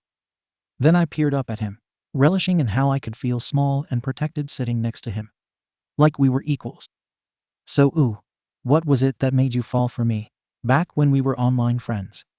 Izuku stiffened, knocking me off his shoulder as he hunched over his meal. I don't know. I can't really think of it off the top of my head. Oh, come on, I pouted. I spill my guts to you all the time. Give me something to work with here, Freckles. He waited, like there was a few seconds that he could get out of avoiding the question, before he frantically searched for an answer. Oh, I think I know. It was something about you listening to me go on about wanting to become a hero, though I don't think it was any one moment in particular. Really? That's what does it for you, huh? You got some kind of praise kink or something I don't know about. Mighty Smalls, I teased, causing him to nearly spit out the green tea he had taken a sip from. And no, it's nothing like that. It's just, I giggled at his flustered expression, waiting until Izuku could find the words. You really seemed to be genuinely interested in what I had to say. You didn't dismiss me or tell me my dream was unrealistic, or that I was crazy for trying. You understood the reason why I wanted to be a hero. Beyond just wanting to be like All Might like some fanboy. You actually listened. And then you gave me suggestions of how to proceed, and, I don't know, I guess it grew from there. Warmth gushed through me as the waves of affection whooshed from inside my chest. If I wasn't careful, I was going to be swept away by this man. I didn't know that mattered so much to you. I guess it goes to show you never know what things you say will actually stick with people. I shared his smile. The room seemed to soften at his words, everything appearing richer in color and blurry around the edges at the same time. I could feel him leaning into me as our eyes met, the heat coming off of him in waves as he leaned forward, like I was being cooked slowly in a pot over the stove. There was still a droplet of matcha wetting his lips, an antipode from the dryness of mine, and suddenly I wanted a taste. That's pretty selfish of you. Inches away from his face I paused, not wanting to frighten him away like a scared fawn. But I didn't move away from him either. Was I being selfish for doing this, wanting him like this? 𝐻𝐸𝐻𝐸's words were still echoing in my head, so I waited, wondering if he would make the first move. This time, Izuku had been the one to move in close. As he leaned in and pressed his mouth to mine, relief and a lightness spilled into me. Instead of darkness when I closed my eyes, I could actually picture the idea of a 13-year-old Izuku Midoriya sitting behind a computer screen. The image was pretty invasive, actually, which only helped me sink deeper into the haze of affection I had for him and the poor lonely boy he had been. My thumb gently caressed the freckles on his cheek, the cheek that had no doubt been injured and swollen from countless fights and hazing from his classmates. A dark shade of a bruise discoloring the otherwise ruby-red cheeks and red-rimmed eyes, no doubt from the tears he had shed over it. It only made me want to bring him closer. Deku, why is your what the hell? I flinched back from the abrasive noise as my vision cleared, while Izuku balking like a startled horse in the gate, forcing us both apart. At some point, we must have stood up because my hip hurt from where Izuku had knocked his chair into me after scrambling away from the desk as we stared dumbfounded at the door. The same door that had been closed a second ago, but was now wrenched open and had a very loud grenade-shaped man in the doorway. No, wait, it wasn't a grenade. It was, Deku, why is your what the hell? I flinched back from the abrasive noise as my vision cleared, while Izuku balking like a startled horse in the gate, forcing us both apart. To stare dumbfounded at the door. The same door that had been closed a second ago, but was now wrenched open and had a very loud grenade-shaped man in the doorway. No, wait, it wasn't a grenade. It was 𝐀𝐦 Izuku yelped, suddenly growing beet red and retreating into that sheepish personality he sometimes had when confronted with something daunting and unexpected. Ground Zero, in all of his 5'8" bomber hero glory, were all of those things, all 200 pounds of him. His whole body was just pure muscle outlined in a tight black top, with orange crisscrossed suspenders, and wearing full army gear. It was the full 3-page spread, limited edition. A daunting sight to behold for a normal person, much less two adults that had been caught in flagrante. While he was still shorter than my 6 feet, Bakugo felt enormous while sitting down, his voice like thunder. What are you doing here? Still stunned, the only thoughts that went through my head passed holy shit, Ground Zero, oh me god hot. And dear god, he's loud was. I could have sworn that door was locked, and you couldn't have bothered to fucking knock. I was coming here to review a case with you, Bakugo said with a growl of disgust, like he had just walked in on his kid brother having sex. Overdramatic, much. But it looks like you have other things going on inside that head of yours. I couldn't help but cringe at the way he worded that. Just what did he think we were doing in here? It's not what it looks like. We were. That is to say, Izuku said, stammering over himself as he kept starting and restarting explanations, like he had something to hide. The muttering got so bad that I couldn't translate it. Finally, I had enough. It's my fault, I cut in, moving so Izuku was behind me, my height easily shielding his 5'6" frame. I decided to visit Izuku so we could have our lunch break together, and I was the one overstepped my bounds by kissing him. It won't happen again. Yes, I called it. You owe me 500 yen, Aoyama. Kaminari cheered from the lobby, no doubt fist pumping the air for winning another bet. The fuck, Kaminari? Bakugo snapped, head whipping down the hall towards the stun gun hero that had been cackling at his reaction. His jaw clenched as he ground his teeth. You said Deku wasn't busy. What I said was he's on lunch break, Kaminari corrected, not appearing sorry in the least as the explosion hero made not so heroic death threats involving Kaminari's ancestors. People really need to stop betting money on our relationship, I muttered under my breath, then shifted my gaze towards Izuku, who had been cowering behind his hands. Sorry for getting you in trouble. It's fine. Kakin's seen worse. Worse than you making out in your office? I asked incredulous. Maybe not exactly that, but I've known him since we were kids.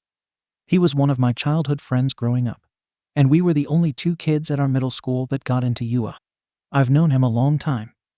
I see. Well, don't let me get in the way of your work. I'm sure he's got something important if he barges in here like that. Then something clicked inside my head, like the colors had been matched on one side of a Rubik's Cube. The last time I had heard Izuku called Bakugo Kakin had been at the latter's birthday dinner. But it wasn't the first time I had heard that nickname. Small Mike 39 Izuku had used it back when we had talked about what was going on in the real world, right around the times when he was still in junior high. Wait. I stood rigid in place in the dawning realization at the vision I had imagined of Izuku coming home broken and depressed after being bullied at school, beaten and broken day after day. There were months, no, years, of private messages between us about him being a target for being bullied, tormented. All because he was smaller than everyone else. Because he was quirkless. Because he was weak. Because he was different. 𝐬𝐻𝐸 had told me that most everyone joined in the fun of bullying him as a kid, whether it was hiding his shoes or saying a derisive comment. But the word 𝐀𝐦 had been the only name that had come up in that time, which meant that he was probably the ringleader, his main tormentor, his worst nightmare. You, I gaped, my voice barely audible that I had to say it again to confirm it was true. It was you. Ha! What are you going on about? 𝐵𝘃𝐸 asked, like he barely remembered I was there. Like I didn't matter. My blood boiled. You, I growled. No, snarled most likely, saying the angriest, rudest, most vile version of you that I knew in the Japanese language. The righteous fury and indignation burning inside of me was so hot and vile. I was shocked at the level of loathing I felt in that moment, not thinking myself ever capable of getting this angry, and I'd had a breakdown last month. This was a nuclear meltdown, just pure, unadulterated rage and hatred. The glare I was giving 𝐵𝘃𝐸 could have melted steel in that moment. You are the one who, you motherfucker. You fucking bastard. Do you have any idea what you put him through? I roared, so furious I couldn't even speak Japanese anymore as I oozed nothing but vile hatred and loathing at the dead man in front me who had made 𝐬𝐻𝐸 cry. You sick, twisted, son of a bitch. I'll kill 𝐬𝐻. That's pretty selfish of you. Seconds away from launching myself at him, I clenched my fists and grit my teeth as my mouth shut. Even though I knew I had no shot at beating the pro hero, I wanted to throw myself at this ash-blonde bastard. I wanted to claw his crimson eyes out, wring his stupid, thick neck, maybe grab him by the collar, and I don't know, shake him around a little before throwing him onto Deku's desk. Maybe get a good punch in. I hadn't really learned how to punch yet. Maybe this could have been a learning experience. The guy looked like a dude who needed to be taken down a peg, and I wanted to wipe the snide, smug expression off of his face. Then I actually saw my face. In the small wall mirror beside the door, I saw the creature about to lunge at 𝐵𝘃𝐸. I looked unhinged, psychotic, like I was about to go on a murder spree, like I was crazy schizophrenic. That did it. That one word had all the air deflating out of my lungs. Sorry. I'm sorry. I'm not, I whispered. Not well. Not in my right mind, I wanted to finish. What was wrong with me? Where had all that rage come from? I hadn't been violent since middle school. I was usually so careful at keeping a lid on my emotions. Was it the therapy, the hours of being tested, some hormonal imbalance caused by my schizophrenia? God, my schizophrenia. I wanted to curl up into a ball on the floor and cry. How much of my anger right now was mine? How much of it was my autism? How much of it was my schizophrenia? Somehow anticipating my sudden mood swing and the seconds leading to an emotional breakdown, I felt a hand on my shoulder and turned to see 𝐬𝐻𝐸 staring at me with a kind and sympathetic expression. 𝐵𝘃𝐸 might have deserved my ire at one point, but 𝐬𝐻𝐸 didn't. Outside of hurting his friend, I would be punishing 𝐵𝘃𝐸 for crimes he had committed years ago, back when everyone was young and stupid, and that was if my hunch had been correct. I was jumping onto very precarious conclusions with little evidence. There was no way of knowing without asking 𝐬𝐻𝐸 or 𝐵𝘃𝐸 directly. But now wasn't the time to get into a fistfight in the middle of his agency. I had already embarrassed my boyfriend with my random outbursts enough. She just got some really troubling news this morning, 𝐬𝐻𝐸 explained, voice tender and gentle. She's still processing it. I looked at 𝐬𝐻𝐸, grateful to be the one being saved. 𝐵𝘃𝐸 didn't say anything, just stood there with a blank expression, like he had just missed something. He then clicked his tongue and crossed his arms. TCH whatever. It's not my problem, groused 𝐵𝘃𝐸, driving that nail of hatred a little deeper. I should probably get back to work. You don't have to go, said 𝐬𝐻𝐸, but I shook my head. No, I should let you get back to it. Duty calls, right? Besides, Masako let me start later in the day, and I had to take a later shift to make up for the psych appointment.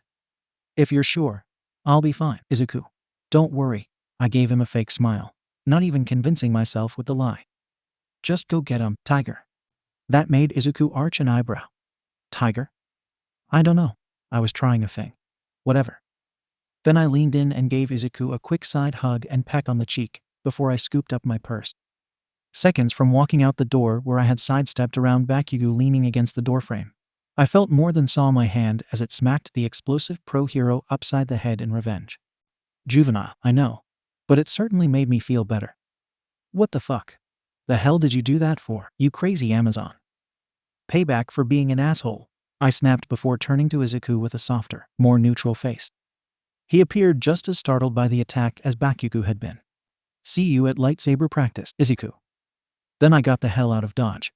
Only once I was outside his office building did the rush of what I had done come screaming back at me. Holy shit, I just hit ground zero after making out with his coworker, Deku, in the office in the same day. What is my life? Was this one of those hallucinations I was supposed to have? Then I dismissed that notion, Izuku having seen the explosive hero as well. Got him. I'm lucky that he's a pro hero. He could have really fucked me up, I thought, my hands still shaking from the adrenaline and the sensation of hitting Bakugo's head. It had been surprisingly soft. Man, I'm gonna feel real dumb if it turns out Bakugo isn't the kid that used to bully still bullies Izuku. But then again, how many 𝐀𝐦 did he know?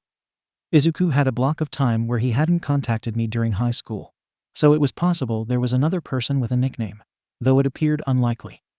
I had assumed their friendship was a polar opposites dynamic, where Bakugo had been protecting Izuku from the bullies. Not be one of them unless there had been something Izuku had left out. Something he hadn't told 𝐬𝐬𝐬 or Alyssa. But there couldn't be that much that he was still hiding from me. Not anything significant at least. I paused in the hopes of catching one last glimpse of Izuku from his office window, longing for another moment with him despite having just said goodbye. In a low voice, I sang to myself the words of the melody still bouncing inside my head. I'm addicted to the sorrow, but I'll see him by tomorrow. There's another rush of poison flowing into my veins, giving me a dose of pleasure that resides by the pain. I'm addicted and dependent, looking awesome, feeling helpless. And I know I'm raising hell by acting like a zero. But maybe things won't be so terrible loving this hero. Ever since he had started to expand his brand to involve more service than the flashy antics of punching his problems away, Izuku had steadily helped clean up the neighborhood his agency was set up in. Typically, the places that had the need of heroes weren't the areas with the big fancy agency buildings and high income living. It was the small, out-of-the-way places no one thought twice about. Not to say that there wasn't crime done in those high-traffic areas, but they were mostly closed-door crimes like drug deals and weapons smuggling. Having been one of the downtrodden in his formative years, Izuku was always willing to listen to and find alternative solutions to problems, hence the suggestion box forum he opened up. However, all of that had not prepared him from the wrath of fury coming off of his girlfriend the moment she stormed into his office. If warning hadn't given him prior warning that she was coming with lunch, he would have assumed her fury had been directed at him. He had been unavailable lately, and he still wasn't sure how true Kaminari's accounts were about women and how they reacted to cancelled plans. He had that it was for a moment until he saw the bag of takeout on her arm and the brief flash of embarrassment in her eyes. Now he watched as Typhoon Alyssa left the office, feeling the sorrow of rain fall as she passed after an explosion of anger he truly hadn't seen coming. Well, he could just tell her emotions were chaotic today, and she had been unusually short with Kobayashi. But he hadn't expected her to yell at Bakugo. He could only catch half of the things she had said in English, but many of them weren't very nice words. Was she having an episode, seeing and yelling at something that wasn't there? He needed to do more research, diagnosed with schizophrenia right after she had been forced to relive trauma and tear into her past. No wonder she was a mess. Poor Alyssa. She must be really shaken up by the whole thing, watching her dealing with the pain and trauma of something he could have prevented, either by telling Alyssa who he really was, or by defeating Siren earlier when they had first tried to rob the Hero Museum over a month ago. Fed into the guilt that occasionally liked to twist in his gut when he felt like he had failed someone. They were in custody now, having been defeated by him 2 weeks ago in Akihabara. But the damage had already been done. In the past, when his friends or people he had been close to had been hurt or threatened, they had been pro-heroes or had quirks to protect them. It was expected for them to get hurt. Alyssa, on the other hand, was neither of these things. She reminded him of an especially vulnerable part of himself, one he could recall back when he had been a scared little kid with no powers and could only rely on others to save him. Well, he wasn't that quirkless kid anymore. He was All Might's successor, the 9th inheritor of One for All, his living legacy. He still couldn't fight with 100% of his power yet, being forced to retrain his body again after Iri's rewind quirk had set him back a few years in muscle mass. Not to mention the holders of One for All had all but vanished after his fight with the symbol of fear. But he was making good progress. His recent fight with Siren was proof of that. Ever since his final confrontation with 𝐴ll4𝐴 and Tamura Shigaraki, he had made a vow to create a society where everyone would feel safe and be heard. He would be that hero for Alyssa and others powerless people like her. Which was why Izuku had made it his mission to crack down on the people who had messed with her in the first place. "I wasn't expecting you until tomorrow," Izuku said, not even taking his eyes away from the door. Bakugo huffed, uncrossing the black and orange combat boot as he shifted his stance, his hands going into his pockets. "There was a development in the investigation. I figured it would be easier to drop by during my rounds than leaving a message with your secretary." Izuku nodded. Today he had been running the desk for most of the morning, but the work calendar in his office was typically scheduled 2 weeks to a month in advance, so that everyone had the opportunity to work and patrol out in the field. Originally, Momozono was scheduled to do it, but she had called in a day after he had put in the new schedule that she was going to take some time off of work, and Kobayashi was too busy with high school and running the social media page to be a reliable secretary. He didn't ask her why she had asked off, knowing she had been a volunteer most days, having only recently begun to work part-time for him, and that she had to be home for her children when they got home from school. Growing up with a stay-at-home mother, Izuku knew how hard it was and had been willing to flexible for her in order for her to take care of her family, though he couldn't lie and say that he wasn't itching to be out in the field. He could sit behind a desk and research and plan things to help. Look into implementing plans and programs. His youth program initiative had been a passion project for him, only waiting for the Hero Association board to approve him for funding, but it was hard to see progress if he couldn't witness it. Shoto and Ida were so much better at this than him. The man known as Ingenium had already started his campaign to run as the next Hero Public Safety President, with Shoto following next to him as his vice president.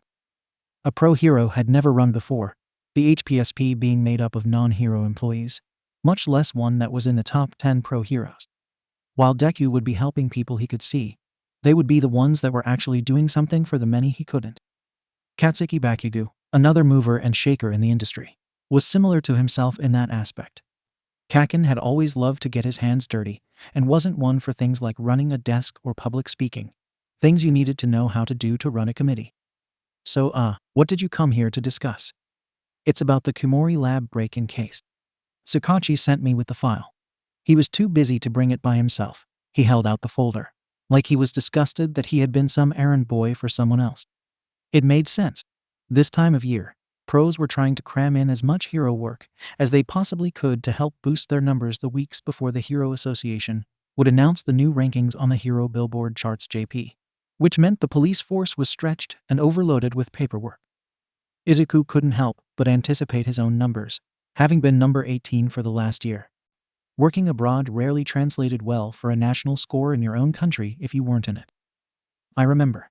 You and 𝐴cha," Izuku started before he noticed Bakugo's darkening glare and corrected with, "𝐬𝐴vity, took down Sanaka Shoten and the Dover Boy gang a month ago. But what does that have to do with case I'm working with now?" "That's what I'm here about. You said you wanted anything related to the museum robbery weeks ago, right? Well, a case I did has a tie to it." Izuku's eyebrows shot to his hairline. "One of the people we busted had connections to the museum's support items that got sold on the black market. Once Shoten got sent back to Phantomusen prison, he squealed on one of the sellers in order to get a plea deal. They're even willing to testify in court. The only problem is that we still have no idea what they did with the lab equipment. All we have a bunch of trashed warehouses and a couple paper trails from the bookies that lead somewhere in Shinjuku. What we do know is that stuff that your girlfriend was shot up with had traces of the kind of quirk enhancer drug they were manufacturing. Trigger, idio trigger. Boost? That's what the labs think, but they're not sure. The stuff at the lab said it was inconclusive by the time it was out of her system. They think it's because she doesn't have a quirk factor. What they recognized was the kind of syringe they used that the cops found in the alley. I noticed that too. Most people who take trigger use auto-injector pens. This villain, however, used a syringe, which means that they either couldn't afford the auto-injectors or the drug they were using had to be administered slowly.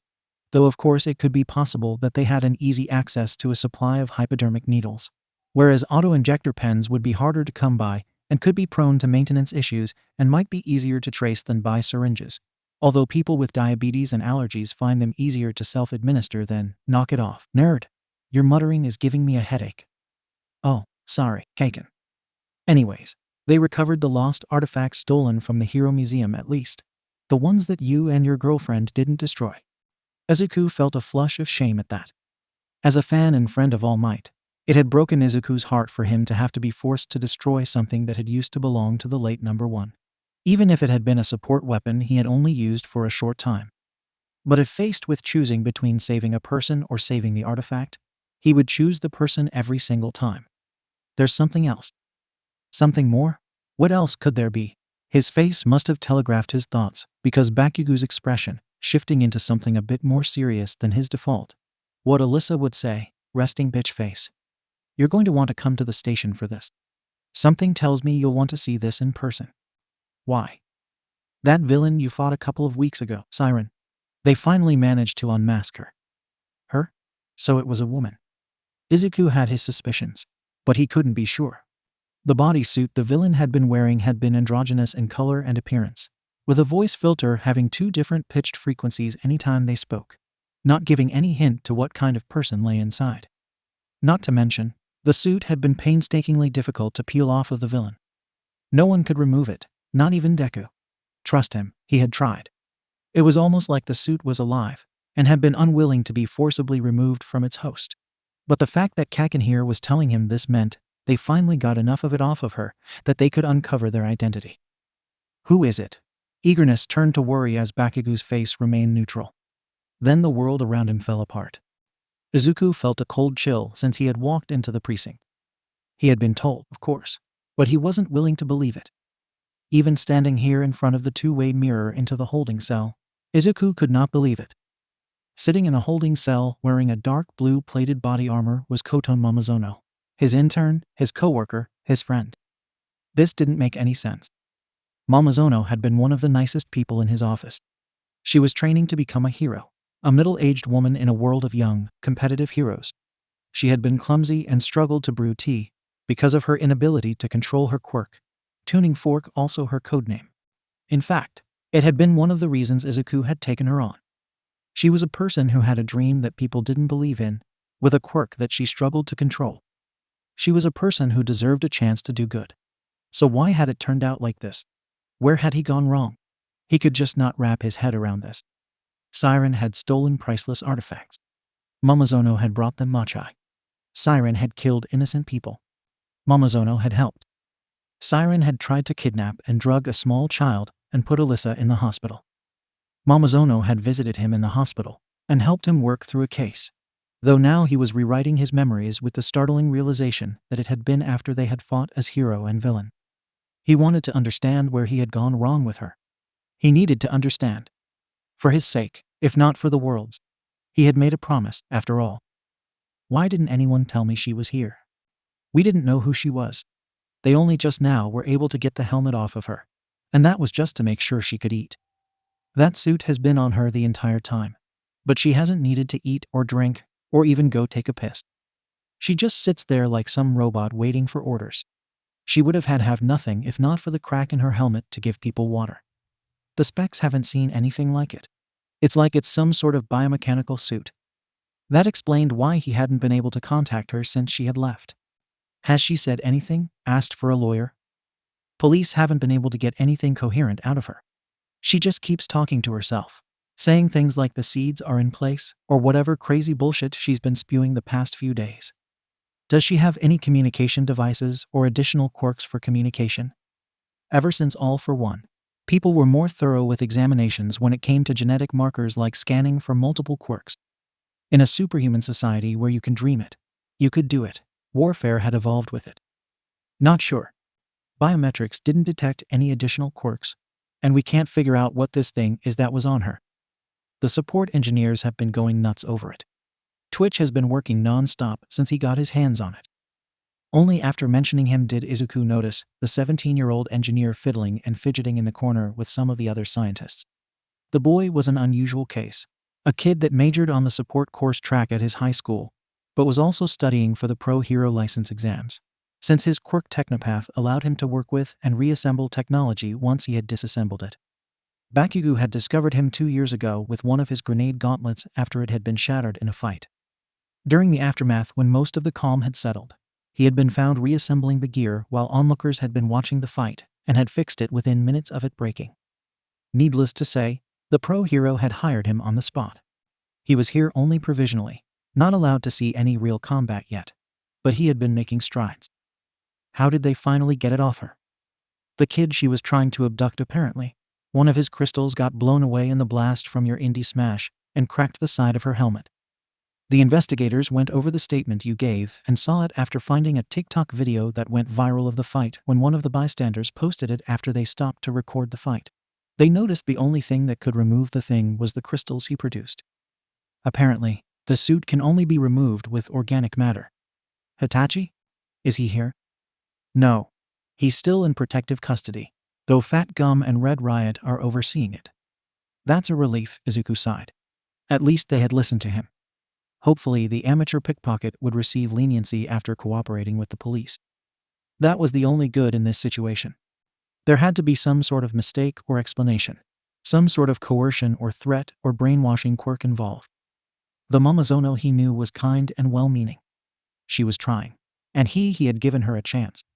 Maybe something in the suit made her do this, made her act out like this. I need to talk to her. We need to do something to find out why she did this. Izuku paused to notice that his friend had gone uncharacteristically silent. What? Izuku, I don't think you understand just how bad this is. You are compromised. Your whole agency was compromised. Momozono had access to dozens of secure, protected documents. She had access to case records. Who knows what info she managed to get for how long? Izuku started at the use of his name, and then paled in realization as he began going over events. The late nights, the overtime spent going over case files, the cups of tea brewed and shared together, the half-hearted attempts at straightening up the dilapidated office space. Was all of it a lie, some ploy to pretend to be his friend? Why? For what purpose? I want to talk to her. You can't. I have to. They think you're in on it. Bakugo growled loud enough for them to notice that more than a few heads turned their way, eyes that had already been watching at a distance. The words began to die in Izuku's throat, while Bakugo scoffed. They're idiot, of course. Anyone who knows you don't have it in you to pull something like this. You don't have a dishonest bone in your whole body, but this. Having a villain masquerading as a sidekick at some nothing hero agency in a bad part of town under a pro hardly anyone knows about. It doesn't just look bad. It's a potential breach of security. Remember what it was like when those Detonarat guys got outed as a front for the Meta Liberation Army. Civilians and long-established pro-heroes were popping out of the woodwork as a part of their cause, people supporting them long before the League got the hands on them. To those guys, Bakugo nodded over to the cops, eyeing them from the desks and guards with hands on their belts. Anyone is a suspect, regardless of motive. The only reason I brought you here and told you all of this was because you wouldn't believe it otherwise and pursue it yourself. And because Tsukachi vouched for you. Tsukachi? Officer Tsukachi. Yeah, though I think they call him Captain Tsukachi now. The man got a promotion last time we spoke. He has some detectives on this case and asked me to let you know the situation. Satoshi and Sujimori something. You're lucky. Not many are left now. But there are still some people who remember who you are and what you did for them 9 years ago. All these new people being brought in to help fix and replace the old guys are bringing in some radical changes. This new generation of heroes and law enforcement is coming out with a lot of rookies filled with mistrust. People aren't as willing to trust pro-heroes like they used to, especially ones with little established names. What are you saying, Kaken? Izuku asked, wanting his friend to get to the point he had been dodging ever since they left the office, despite the million questions he had begun asking Bakugo incessantly since they had left. I'm saying that as your oldest friend, I'm telling you to butt out. Leave this one to the rest of us pros to figure out. Get your own shit in order before you go messing with others. But it's a hero's job to meddle where they shouldn't. You might not get a chance to be a hero if you pursue it when you're weak and vulnerable like this. Bakugo gritted his teeth, and then swore under his breath before taking a breath Izuku recognized as his I'm terrible at emotions sigh and amending with. I'm not telling you to ignore it. I'm saying go play nice for a while and lie low, while the big kids get involved. Izuku frowned. Aizawa had told him something like that too, back when he had gotten a visit from his old high school teacher at the end of March. Back then, it had just been towards him fixing up his agency. But now all of that was risk, and for what? Because he wanted to give someone a chance to live out their dreams like he did. like he wanted to all those years ago. But he couldn't just sit here doing nothing about it. He had to do something. Just because Siren had been arrested didn't mean the threat wasn't over. Lives were still at stake. People were still suffering because of them, because of him. It was his choices that led them to this point. His reason for taking in 𝐬𝐻𝐻𝐻𝐿, his lack of strength to stop Siren when he had the chance, his choice in refusing to tell Alyssa who he was. It was all his fault. He needed to make up for it. He needed to do something. He was the can-do hero, Deku. He was the successor of All Might and inheritor of One for All. He needed to do better, be better. His dream was to be the #1 hero, and it wasn't just his dream anymore.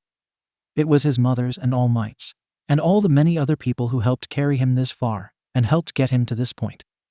If he was going to help make the world a better place, he couldn't be sitting here on the sidelines waiting for something to happen. He wanted a world that everyone could smile in, one where he could take Alyssa for walks and dates in without fear of anyone hurting her again. Don't go being an idiot. Huh? Izuku snapped out of his thoughts, questioning if he had voiced any of this aloud in his mutterings, or if his friend had just read his mind. Don't hummy. I know that look. You're trying to work a way around this because you want to bring in the people that hurt your girlfriend. But I'm telling you, you're already too close to this. It's bad enough that you're probably going to undergo an investigation because of this. But you having Blake around the office and being all gross and cuddly won't do you any favors. You know how that looks, right? The explosion hero eyed him, like he was waiting for the information to sink in. Izuku deflated somewhat at his words, pressing his lips together tight enough that it formed a thin line on his face. I'm earning my spot as the #1 hero the right way. I don't want to have people telling me it was because you got dragged down into the mud by petty social drama and taken out of the race. Ground Zero's words had Izuku recalling the teenager back in their days at UA. He wasn't as angry before, but some part of him, the passionate parts of him that demanded absolute victory that made him a great hero, still remain. Loud as he was, Katsuki Bakugo had never been stupid. Arrogant, maybe, hot-headed, absolutely.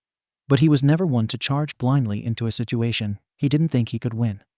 And now, when Izuku was being emotional and about to charge headlong into a battle, Bakugo was the one that was calm and in control. Since the day they fought together against All for Shigaraki and Jaku, they had always been there to balance the scales, a foil for change, a counterbalance to keep the other in check when things went off the rails and one of them slipped off the path they both walked. So as much as he hated it, what Bakugo was saying was right. He couldn't be rational about this. Not right now. I know, Izuku admitted, feeling some of the fight drain out of him. Like his rival was reading his mind again. He sighed and clapped a hand on his shoulder. Just be careful and don't be a dumbass. There's a reason, Cheeks, and I haven't gone public. And it's not just because of the hero ratings. People date within the industry for a reason. There's comfort in having people around who know what they're doing and how to handle themselves. Alyssa isn't like us. She's a civilian, and worse, she's like you. She has no place in our world. And if people find out who she is, what she is, she'll become an easy target for every bad guy that you put away. I just assumed it was because you are a private person, and it's nobody's damn business of who I date, Izuku joked, trying to ignore the words he also thought about late at night for the past 2 weeks playing out in front of him. You got that right, Bakugo smirked, and then his face went back to being serious. I'll say this. You've definitely picked the harder path ahead. This thing you're doing with her? Enjoy it now while it lasts, because once that other shoe drops, soon it won't be just a you and her thing. Soon everyone and everything will want a piece of you, and it might affect her much more than it does you. I know, I'm handling it. Are you? Because of what I saw at your agency is proof of you handling it. I think you're underestimating how badly this could possibly go. I don't really know how you two met or why, but I'd argue that she chose to date you rather than date your life. Because she may have chosen you, but she has no idea what kind of life she signed up for by choosing you. What happened in Akihabara was a fluke. No one has any idea of the connection she has to me. Most people don't even recognize me in public because of how plain I look out of costume. They even keep spelling my name wrong in the news articles. Well, if you want to keep it that way, you're going to have to make some changes to how you two interact with each other in public. I don't think people catching you making out in your office is going to do you any favors, especially since you had a security breach within your own staff. This time, Izuku did not have a response for him, his face already growing hot with embarrassment. He had already thought most of the things 𝐀𝐦 had been saying, It was what he had beaten himself down with after dropping Alyssa off at the hospital. Things convincing him that ending things with her after their fight would have been the correct action. The choice All Might would have made. However, try as he might, Izuku was not All Might. He wept openly. He wanted to save everyone, including the villains. He needed people. He couldn't be an island. He had tried once before, trying to emulate how All Might was strong enough to not need anyone to help fight his battles, and he had been miserable. He wanted to be with the people he cared about. He wanted to smile with them, with Alyssa. But this development put him a bit at odds with this new reality he was making for himself. Because 𝐀𝐭 had been wrong. Izuku was dishonest. Despite telling Alyssa he could be more honest, Izuku did have some things that he kept to himself, because despite everything they had been through, he hadn't been fully honest with Alyssa. She still didn't know about his quirk, One for All, and his true relationship with All Might. Only a few people really knew about the circumstances behind it, and that had been for other people's sakes more than just his own. But so far, it seemed like the right call to make. But therein lied the question. If you couldn't trust the people you worked with, the people you hired and hand-picked personally and had treated like friends, then who could you trust? By the time I made it to 𝐶𝑒STRA Tower's assisted living, I was too busy to mull over the events of the morning. I had flyers to print, table cards to cut, schedules to distribute, packages to deliver, events to prepare, and residents to invite, all while being 4 hours behind. By the time I had a chance to rest, it was already 5:25 p.m., which only gave me a few minutes to recover in the bathroom for a quick recharge, while the residents ate their dinner, and I waited out the last few minutes for my boss's shift to end. I did my best work when flying under the radar, and the busy work had given me a big enough window to avoid her and her passive-aggressive comments in the small office space we shared by always remaining on the go. 10 minutes ticked by fast on my Garmin watch, and it was back to scrambling around to get everything set up for game night. For time constraints, I pulled out the smaller Go boards and was split between playing 2 different residents due to not having an even number of Go players. But it didn't make any of the moves or stakes any less intense. Currently, I was stuck in the middle of a co-fight on my left with Sachiko Tanaka, one of the most irritable people in all of Dantoin, both in attitude and in body. The woman was surviving on half a lung riddled by lung cancer, and all the plant and nose allergies you could have except for her cat, Mirin, of all things, all while trying to attack my liberties, the empty intersections around my stones, in a struggle of life and death to keep me from steadily taking all of her pieces while I fought on 2 fronts. In layman's terms, I was stuck in a constant back and forth of stealing pieces while having my own taken in the next turn. "It's a bit quiet tonight," said Haruta Sato as he took another one of my pieces from the game to my right, sounding like one of those men that sounded like he was about to wheeze into a cough. "I couldn't get as many people to show up for game night this time around," I admitted with a shrug, placing my own white stone down before I switched to Sachiko's game. Her eyesight wasn't the best, and her hands shook so bad from her Parkinson's that she couldn't place the pieces down like a professional, which meant I had time to dedicate to Haruta's game while she figured out her next move. "Akane didn't want to come to euchre tonight. So that's why it's so quiet," Sachiko scoffed, thick white eyebrows lifting over her thick eyeglass frames. There was an unspoken grudge match between Sachiko and Akane Matsumoto. At first, I had assumed it was because Sachiko was quirkless and didn't fit into the mold the matriarch expected of her kingdom. But now I suspected that the feud extended more into a role of Sachiko, not wanting to follow along mindlessly like all the other drones that buzzed around Akana and her every whim. She ruled Building B with the grace of a queen and controlled the euchre group with the demands of a blood-soaked dictator, either bullying her slower players with her complaints and belittlement or started arguments she had about suspicions of cheating when things didn't feel fair to her. Whoever displeased her would therefore be denied the satisfaction of having a peaceful life at 𝐶𝑒STRA Towers, or at the very least be omitted from being able to play euchre since no one else knew how to play 3-person euchre.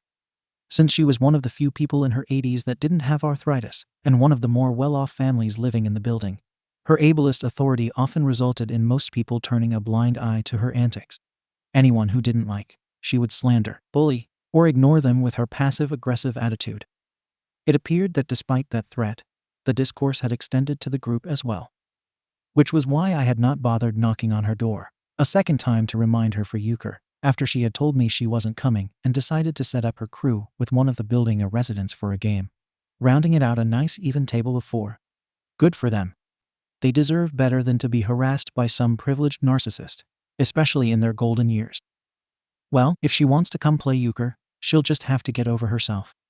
God knows that woman thinks the world revolves around her and her damn money, Sachiko said, adjusting the glasses perched on the edge of her nose.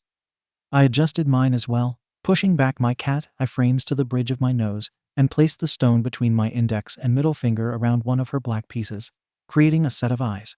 You're getting better at this, Sachiko said in a slow breath, like she was trying to make every word count. Thanks, Sachi. You'd be surprised what I'm willing to do in order to win a game, I grinned. Originally, I had learned Go in order to get the good ending in an autumn game, since the character I wanted to pursue was a math genius, and his mini-games involved going over math homework by solving college equations, my worst nightmare, and playing Go. Now, after playing and learning from Sachiko so many times, it was an essential skill. Not only could it give me a stronger foothold among the residents, but it also made me more valuable as asset as an employee by having another person to play when opponents were scarce.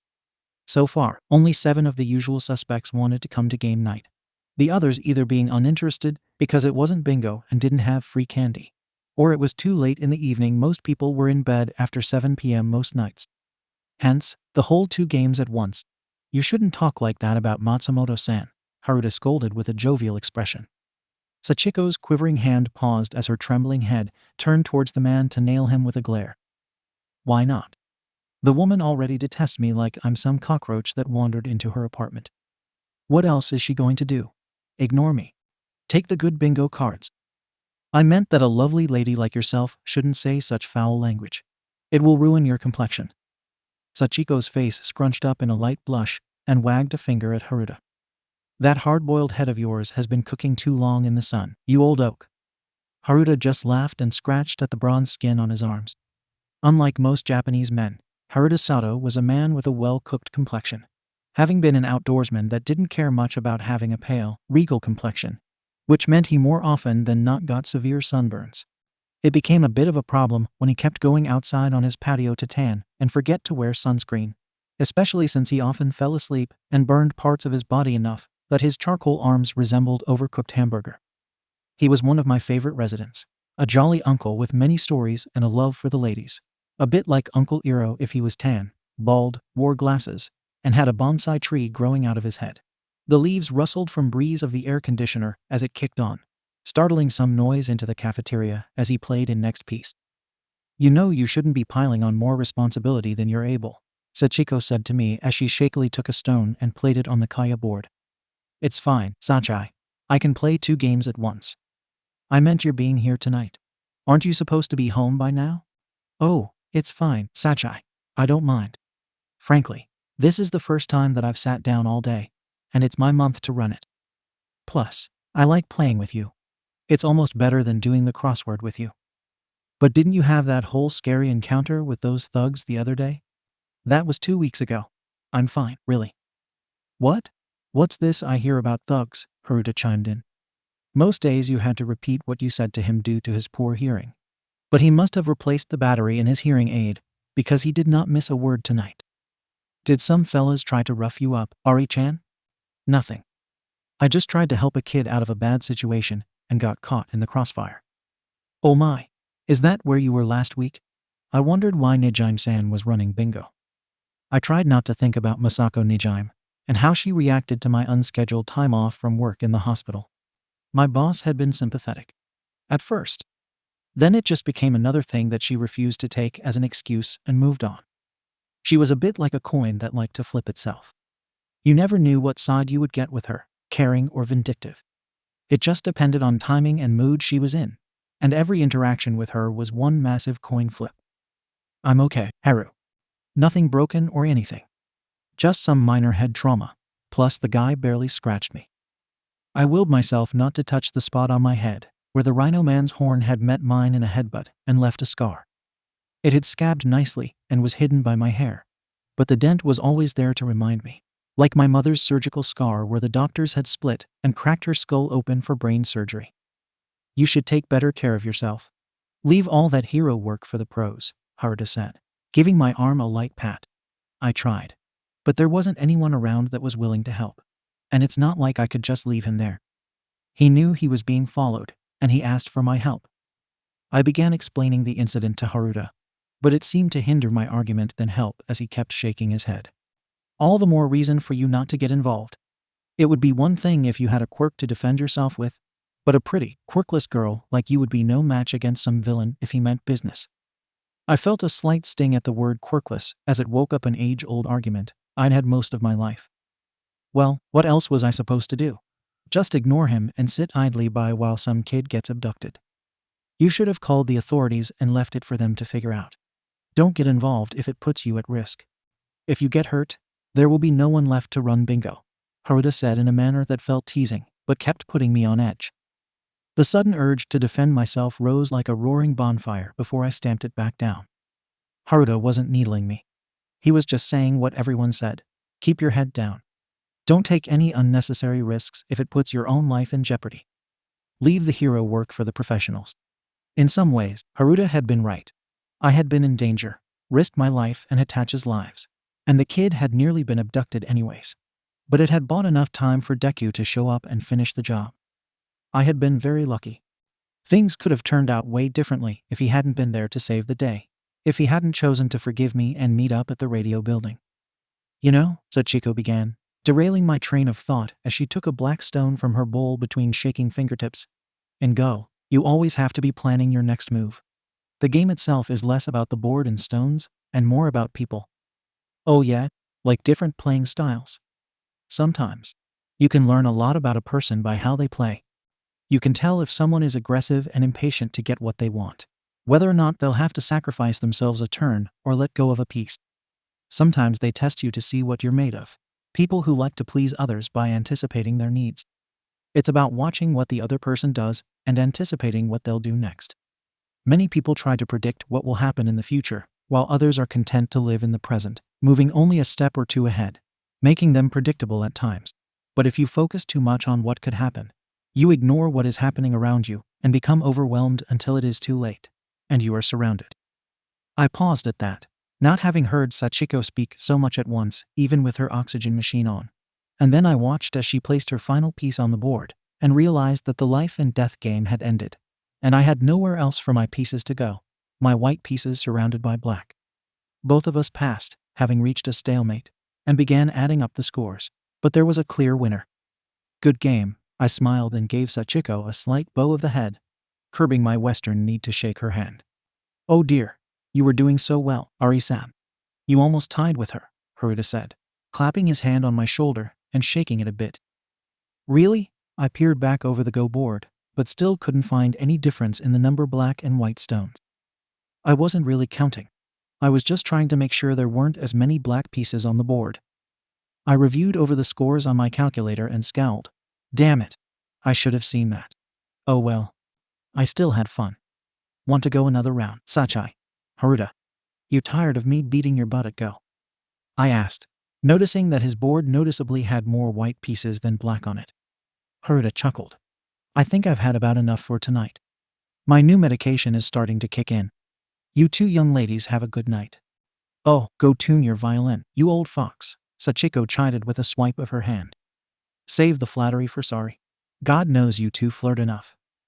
Haruta just smiled as he pushed himself up from the piano bench, since some of the chairs had already been put away for the night. I stood up also and took the brakes off of his walker before handing it back to him. Haruta Sato gave us another bow of the head before he turned and started making his way over to the euchre table to pepper Sari Sato, unrelated to Haruta Sato, as Sato was like the American version of Smith, and the other euchre ladies with his flirtatious advances. What say you, Sachiko? You up for another game after this one? I don't know. My eyes aren't like they used to be. Well, maybe we should play on a tablet instead of a Go board. I can never get my fingers to press the right spot on that damn touchscreen. Besides, a computer won't be the same as real life. True.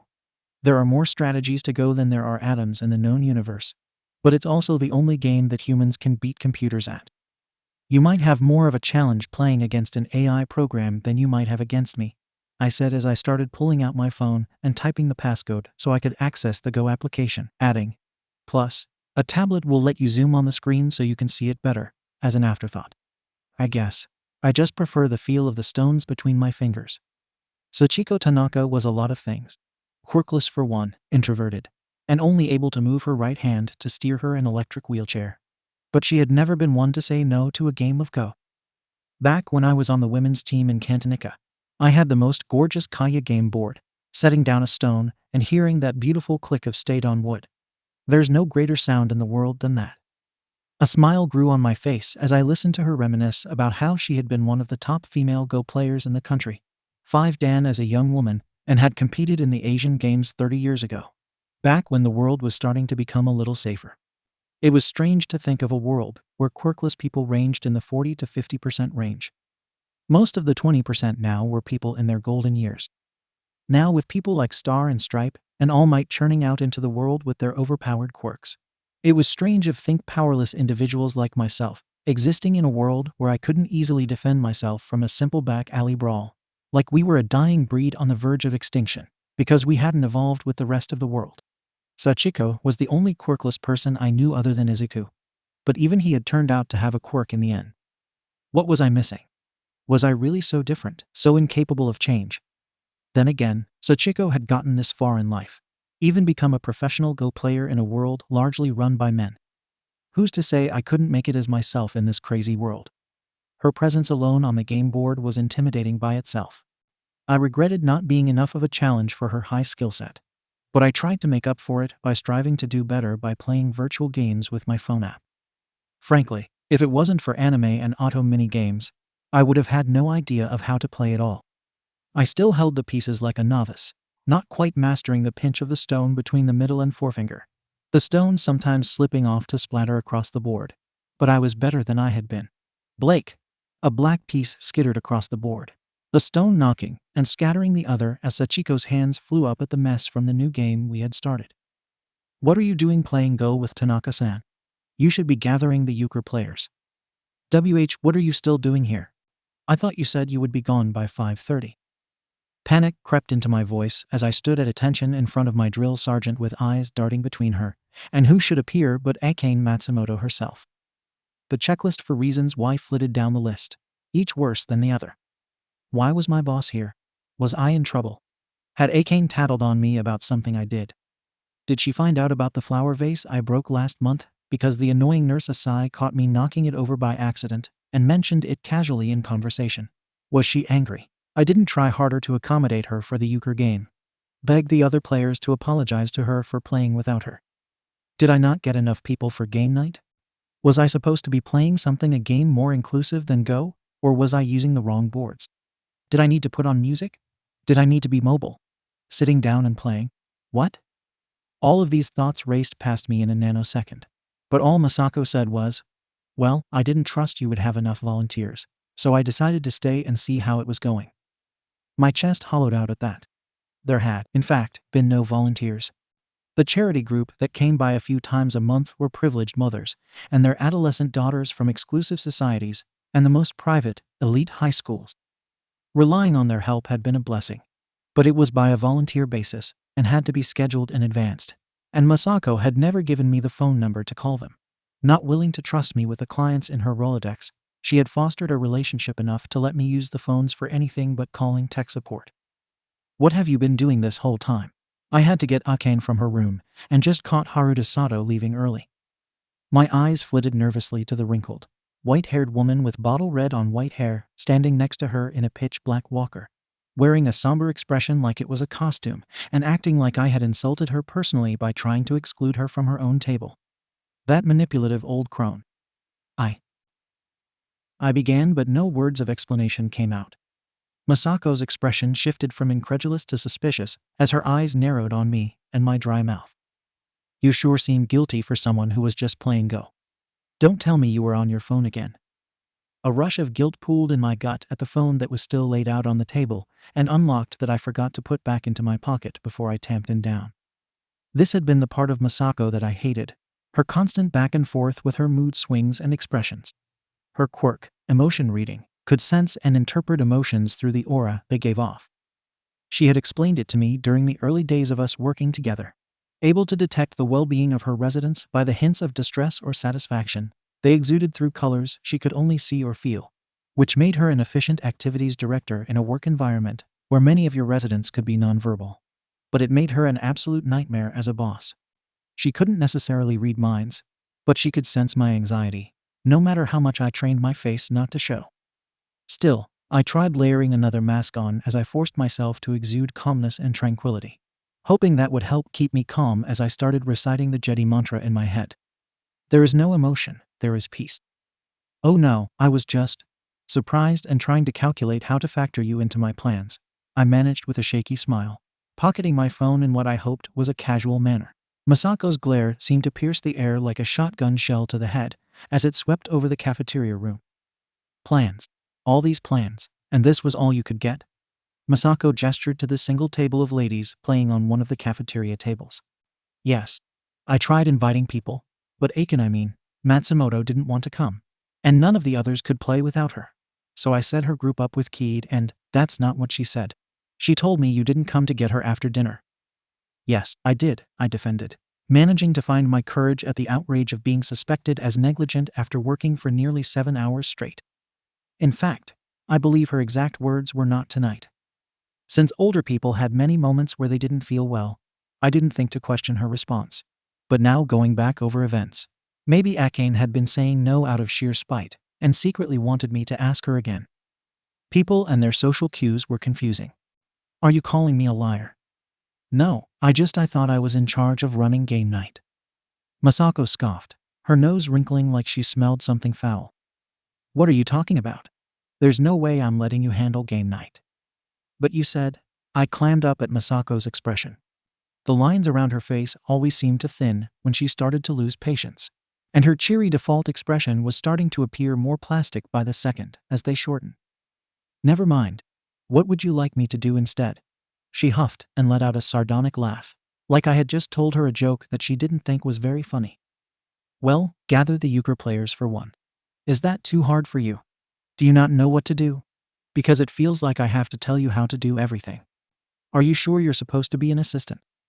She titled her head, resembling one of those dogs that tilted its head, and stared at me like I was a 6-year-old trying to put her shoes on the wrong feet, and she felt sorry for me. Rather than wait for an answer, Masako just deflated into a full-body sigh. I was lenient before because you had an appointment, but you really shouldn't slack off just because it's after dinner. There are only 2 of us in the entire activity department. I know, I said, hoping that would be the end of it, but she kept going. I could have gotten a second assistant helping me part-time, but I advocated for you because you needed to work full-time for your mother. Maybe you should try finding another line of work. No, I blurted. I couldn't lose this job. My visa depended on this job. The rent depended on this job. My mom and sister depended on this job. If I got fired, I'd have to go home to America and leave my sister, unable to pay the rent or take care of our mother. I'm just a little tired. I'm having an off day. Her oil spill eyes drank in my shrinking posture, somehow burning me with their sympathetic gaze. I understand that you had a rough couple of weeks and that caring for your sick mother is a lot of work. It's good to take care of your elders, but that's no excuse for slacking off, especially when your elders are needed to be taken care of here. Everyone has to do their part, she said in the most honeyed yet exasperated tone, one that felt like I was eating campfire toasted marshmallows that had been roasted on the branch of a rose bush, and was now discovering the thorns as I swallowed them one by one. Of course, I nodded, feeling my shoulders start to relax as I sucked in a quiet breath I hadn't known I had been holding as the pressure released off my chest, finally out of the woods. Then I opened mouth and did something that jeopardized all of that. After I get all the euchre players and finish my game with Tanaka-san and clean up, can I go home? I asked, almost too anxious to hear her answer. Go home? Masako echoed, aghast, her ever-shifting eye colors transforming into something glacier. It made looking directly at them more challenging, even if I hadn't been diagnosed with autism. Shit. It had been the wrong thing to say. Shit, I fucked up. I should have said something or asked when we should. Not could I go home. Stupid, fucking moron. But it was too late now, so I kept going, just spewing word vomit until it was out. Yeah, it's getting kind of late, and most of the residents will be finishing up their movie and have gone to bed. And I still have to check on my mom, so. I trailed off with a lackadaisical shrug. I was lying through my teeth, of course. My mother didn't need anything but reassurance that her daughters were safe and home at hours. She expected them home. But I would do anything to get out of here right now, because the long, chill game night I had been expected was starting to turn into a game night from hell with my boss here to belittle and micromanage it. Despite being 5'3", she almost seemed to loom over me as stared blankly at me like I had told her salt was sugar. "So, you're going to leave me to clean up while you get to just go home?" she bit out, the words having more teeth than a requiem shark. Which seemed appropriate, since I was dead. Maybe they would eat my corpse if I threw myself into the closest body of water. The ocean is, after all, only a 45-minute train ride from here. I didn't say that. I wonder why they're called requiem sharks. Maybe they only show up to scavenge shipwrecks, and the sailors would sing requiems for their fallen brethren. Joelle might know. She watches enough nature documentaries. Are you questioning me? No, stop talking. I pressed my lips together into a thin line that my lips disappeared into my mouth, my hands clenching each other in a choir girl pose in front of me to hide the fact that I was balling my hands into fists. I hope Izuku makes it to my funeral. They'll probably want to hold it in the States where the rest of my family is. Hopefully, he won't be too broken up about it. It's not like I didn't have this coming. What makes you think you've earned the right to talk to me like that, and think you can just ask to go home? I am your boss. Show some respect, she snapped. You think you deserve to go home after this sorry excuse for a game night? She gestured back to the euchre players and the 5 other people playing their own board games while my throat grew more tight. It's disgraceful. We should have 15, no 20 people playing right now. And you've invited a measly 9? She slapped the attendance sheet in her hand for emphasis, the one that I had marked and doodled a butterfly on before sitting down to play with Sachi and Haru, and shook it in the air in front of my face like a cat toy. I haven't gone home on time in 3 months, but do you see me complaining? Everyone has been waiting for game night for a month, and all you've done to play Go with Tanaka. Don't you think someone else might want a turn with the nice Go board? Your job is to make sure the event runs smoothly, not goof off and play board games or be on your phone. Kanema hasn't had anything to do all night. She's just been sitting in the corner fiddling with her hair. My eyes flitted over to the forgotten table by the kitchens where Ryoma and Kanema Ebihara slowly ate and stared at their cooling dinner plates. I decided not to mention to Misako that I had asked Kanema if she wanted to do something, and she just shook her head and sat there watching the entire time while her husband ate his dinner. The Ebiharas were infamous among the kitchen staff, not only for resembling crustaceans from their pro-hero days, but for always being the last ones to arrive and leave during mealtime. Since Ryoma was his wife's caretaker, and her dementia had made things more challenging since she had gone non-verbal, it had made getting out of the apartment a long, arduous process. Why they were still eating dinner almost an hour after the kitchen had closed? Which made me wonder why my boss would bring it up when she knew their situation as much as I did. Don't you see? We all have to work hard to keep this department going. Resting on the job just shows how hard you've been working. But don't do it in the middle of an event you're supposed to be running with a bunch of fragile senior citizens wandering around. Take a nap if you want, but I'm going to get some real work done. Then she stormed over to the 4-tier cart that held all of the bingo roller and every game card, piece, and tile you could think of and yanked a Go board from the shelf, one of the bigger ones used for 2-hour-long games. A million thoughts and feelings reeled in my head, swirling and struggling to swim to the surface, threatening to break the pleasant mask I had so carefully crafted to please her. Once I was sure I could talk again, watching her walk back and forth from the cart as she set up more Go boards, I lowered my head, somehow feeling no bigger than a Go piece. Then, what is it you want me to do? I asked her in a tone I hoped was quiet, subservient, respectful, and eager to please. Slowly, she turned her head and pinned me with her glare that was as dark as blood. Go. Get the euchre players. She drew out, irritation and condescension laced in her voice. I pressed my lips together into a thin line and gave her a curt nod, eyes cast down to the floor as I nearly bolted out of the cafeteria, all while reciting the Jedi code inside my head. Then, once I was positive I was out of the quirk's range, I fled to the closest restroom and locked the door behind me. Hidden, I finally let out a soft, shuddering sob in the bathroom stall, rocking and gasping for air as I struggled to shut down the roiling emotions tightening inside my chest, trembling and fighting back tears as I forced my shaky sobs into sharp gasps of air in an effort not risk being heard by anyone nearby. Masako's quirk was out of range, but Sestra Tower's walls had ears, and once heard, everything got through the grapevine eventually. Right back to Misako Nijime. My chest and face constricted so tight that I could feel the blood rush through my veins as they pulsed with adrenaline, unable to breathe.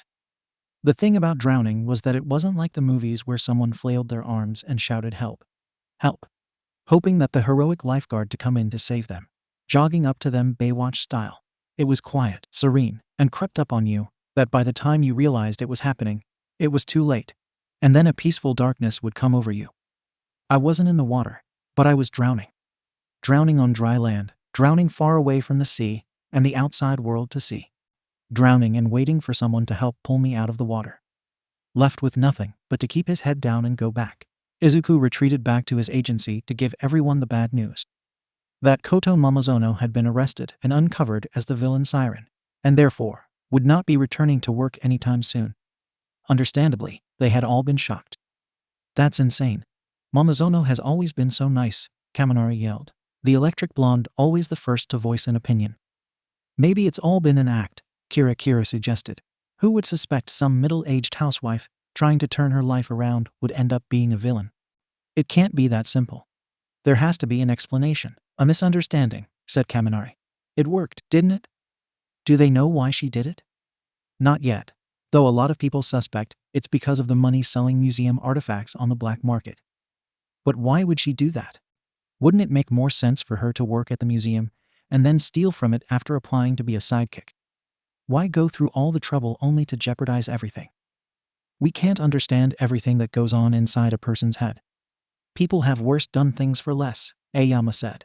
And Izuku couldn't help but share a look and feel a mutual wince at the memory 9 years ago. How Aoyama had enrolled into UA because his family had asked all for one with a quirk given to him. How he had leaked information to the League of Villains and nearly risked all their lives. All because he wanted a quirk and his family had asked all for one to give their child the one thing he had always dreamed of. Izuku had thought during many moments that came after that, had he not met All Might, if he had found out that someone could give him a quirk, how he could have been in the very same predicament Yuuga had been in. Still though, that doesn't explain why she worked here first. It doesn't make any sense. Izuku hummed in agreement. He had also thought about this on the way over. It was one of the reasons why the whole thing didn't set right with him. Why go through all the trouble of applying to a hero agency as a sidekick when your target was something else unrelated entirely? It sounded so unnecessarily complex. Maybe neither have nothing to do with the other. Or maybe she saw an opportunity and decided to take it, said Izuku, repeating the theories Kekken had overheard from the lead detectives. I'm still not convinced that Momozono wasn't entirely a bad person when she worked here. Regardless, we've been told officially to stay out of it and leave the case to the detectives to figure out. Another outcry from Kaminari. That's insane. Koton was one of us. We can't just ignore it and pretend it didn't happen. I know, but Izuku bit his lip, barely stomaching the next part. The part he had been mulling over and hated that he had to relay it as he says it. Ground Zero says it's because Momozono was one of us that were a liability to the case. We're compromised now, so we'll be under investigation for the next couple of weeks or so to make sure there wasn't any leaked information or missing paperwork. So because you hired some sketchy middle-aged housewife turned villain, we now have a huge spotlight on us now and have to work that much harder to not appear like some 2-bit corrupt hero agency so we don't lose our jobs. Izuku pinched the bridge of his nose and frowned. I know it looks bad. I'm sorry that I've put you all in this difficult position. All we can do now is do our best to push past this indiscretion and hope that this whole thing blows over quickly. I'm not saying it's going to be easy. We're going to probably have the eyes of every officer and pro-hero on us because of this. I'm talking double-checking our paperwork and some potential overtime. We're not leaving anything to chance, he explained, lowering his head in apology for the next part. However, if any of you feel like you don't trust how things are being run or don't want to risk your jobs, I understand and promise I'll try and make accommodations so that you can be transferred to another agency. There was a moment of silence, the walls absorbing the words he said. Then, like usual, Kaminari broke the silence first. Don't be stupid. We're not going anywhere. Mon Ami, Aoyama chimed in. You only did what you thought was right. You wanted to reach out and give Momozono a chance to fulfill her dream of being a pro-hero. No. What's wrong with that? Izuku felt the coil inside his chest start to loosen as hope spread into the dark corners of his thoughts. All eyes were now turned to Kobayashi, who despite not being able to see her eyes, were clearly averting their gaze. Whatever. I don't get paid either way. What's the point in dwelling on it now? It's not like I got into any of the other agencies I applied to. The only reason I got into this one was because my cousin vouched for me, she huffed, arms folded over her sparkly red dress and faux fur fox coat. Besides, it gives me the chance to work on my PR skills. I've been dying to take a surgical knife to your social media page and do a real PR ad campaign blast on it. It will give me more experience in my business class. Izuku felt liquid start to pool in his eyes as he hastily swiped the gathering moisture with his thumb. He had been so grateful for his team wanted to stick by him. But he still couldn't help but feel a little guilty too. After the meeting had dismissed, he had pulled Aoyama aside to ask if he wanted him to step down and pull out as a partner in the agency. But Aoyama just shook his head. We all make bad calls at times. It doesn't make you a bad person or a terrible boss. I still believe in the boy who loudly proclaimed to the world that he wanted to be a hero who saves everyone. The whole incident had left Izuku with conflicting feelings on the whole matter, which was why he had nearly scrubbed a hole into the brick of the gate surrounding the Toruhito residence. Eiko Toruhito, the small elderly woman who had come by to visit his agency, the most to voice her complaints, was back to complain. So far, the vandals hadn't been caught yet. But if he doubled his patrols in the area and played his cards right, Deku would be able to apprehend the culprits should they come back to the scene of the crime. Mayhatsum had recently gifted him with some mini spy cameras to help catch the vandals. They had been specially modified with the help of 𝗓𝗲𝗄 to help maintain the privacy of the connection so the private security camera footage couldn't be hacked into, all while being able to motion capture images of the people who walked by the camera, something he had failed to mention in previous meetings due to them being under development, to which now he had been grateful for all things considered. Then again, maybe if he had them, Mamazono would have been caught and the agency wouldn't have been put into this situation in the first place. He felt the pouch of thumbtack-sized cameras burning a hole in the pocket of his utility belt as he continued scrubbing the wire-bristled brush that scrubbed over the rock and harsh chemicals like steel wool. All he had to do was stick them into the surface of the building. That was if he managed to get all this graffiti off. His costume came with a mask and gloves, but the chemical fumes were starting to burn his eyes. If he didn't take a break soon, he might have to power wash or sandblast the rest of this away, though he didn't want to go through that option unless it was absolutely necessary, especially since power washing might make it worse and sandblasting sometimes harmed fragile structures and would cost him extra money to hire someone to. Maybe the homeowner association would let him paint over it. Be careful, Eiko snapped, breaking Izuku out of his chemical haze thoughts. I barely have a home as it is without you punching a hole in it. The elderly woman's pale seafoam hair rose around her face like a cat that had puffed up after seeing a threat, or like one of those Studio Ghibli characters Alyssa liked to talk about. His girlfriend had managed to wrangle him into sitting down long enough for them to watch Howl's Moving Castle in increments during one of their lunch break dates, though it had been mostly in English.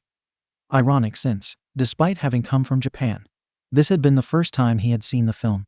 He had thought the movie was good, Howl's flying abilities reminding him of the float quirk, and that the message about moving, though it wasn't his favorite film. No, that had been reserved for the made-for-TV movies involving All Might and other blockbuster superheroes. A bit cliché and one note of him, but hey, he liked what he liked. Sorry, Izuku pulled back the steel brush and moved to another spot, working his way over the fingers of another hand graffitied onto the wall with the number and word for 5 written in katakana script in large, gratuitous script. Izuku had taken a picture of the graffiti for his report with his phone, wanting to document any tags. So far most of it was junk. A bunch of scrawling letters and squiggles along with the occasional drawing of a penis. There was just one notable picture drawn on the wall, a hand with cartoon face in the center of the palm, made up of 3 dots, along with a second hand facing palm down on the ground. The first hand's wrist sat in the second hand's wrist, like the second hand was a glove that the rest of the first hand's wrist body was hiding in. It could have been just a random doodle, but Izuku decided to make a mental note to look for similar tags in the future. He scribbled in the air onto his palm as the second person to interrupt his thoughts stopped by. Hey there, Deku. The voice had belonged to a tall, rotund man in a yellow hoodie and a black eye mask. The man was easily over 8 feet tall and shaped a bit like an egg, reminding Izuku of another Studio Ghibli character that he couldn't place because Alyssa had never gotten to showing him that movie yet. Fat Gum, what are you doing here? Glad as he was to see the jolly orange giant, Izuku was shocked to see him in Korea. 𝐴𝐻𝐺𝐬's agency was all the way in Hasu, far away from his usual patrol around it and its neighboring districts. And while kind to him and his former classmates, Izuku rarely worked with pro-hero outside of team-up missions. I heard from old Eraserhead that you've been a bit swamped lately, so I figured I'd stop by and bring you some helpers for that community youth outreach program of yours. Izuku's face gradually lit up, not only because someone had finally signed up for his outreach program, but because he started to recognize the two individuals that had been tucked into the back fat of 𝐴𝐻𝐺𝐬's hoodie. A teenage girl with violet hair and dark skin and a permanent scowl muttered a low gross as she was released from 𝐴𝐻𝐺𝐬's fataxi move and helped a little slip of boy down to the ground. An 11-year-old with ash blonde hair and pale skin. Only after she had helped the boy down to the ground did he realize they were the 𝐀𝐦 siblings, though they were nearly unrecognizable now. Hitachi had actual baby fat in his cheeks, while his older sister, Amiya, while still a bit tired, appeared to have a glow about her, like she no longer felt like she had to retreat to the shadows. Probably because both of them wore clothes that actually fit. Holy whoa, you two look great. I barely recognized you, Izuku exclaimed. Rather than acknowledge him, Amiya took one look at the bucket and rubber gloves and turned to give 𝐴𝐻𝐺𝐬 a scowl. If I had known this was what you had meant by community service, I wouldn't have traded my dinner shift for the lunch rush. You're lucky they gave you that much. Most people wouldn't be so kind if you were a few years older. Pickpocketing can get you some serious jail time, said 𝐴𝐻𝐺𝐬, wagging a finger at her. Keep an eye on these two while I'm gone. You're not staying? Izuku asked. Oh no. Believe me I would. But Eraser's got all of us working double time on some cases and wanted my input on one. Frankly, I'm all for having the meeting in person and not dealing with emails, but I guess I'm a little old-fashioned when it comes to hero work. He then leaned down and handed to two wards their bags and a couple of lollipops. You two be good while I'm gone, all right? We're not 5, Amiya scoffed, but took the lozenge anyways. Hitachi was already biting into his by the time. He's so cool, Hitachi gushed, reminding Izuku when he was young and idolized All Might. It's good to see you too, Hitachi, Izuku smiled. So what are we going to do today? Stop some bad guys? Hitachi asked. Not this time. Today we're going to help Mrs. Torihito's house. Hitachi deflated. Awa, but I wanted to go do hero stuff. Being a hero isn't just about fighting villains. It's about doing service and helping the people. And not all of that is glamorous or reported on the news. Oh yeah, we're really living the dream now. So fun to be cleaning some cranky old lady's wall when we could be doing literally anything else, Amiya said, a hard edge of sarcasm and an eye roll in her voice. Seriously, what's the point? It's just paint, and it's probably just going to be tagged again. All places are like that here. If you lose the ability to care, then what's the point in feeling joy or happiness?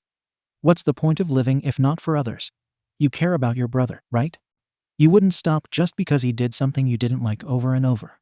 Izuku stopped only because he could feel Amiya's eyes on him, unlocking that weird of being watched by a woman he still hadn't quite gotten over. And not that I know what your relationship with your brother is like.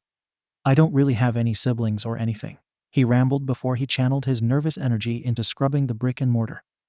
I thought it was just because we got stuck with community service, she grumbled.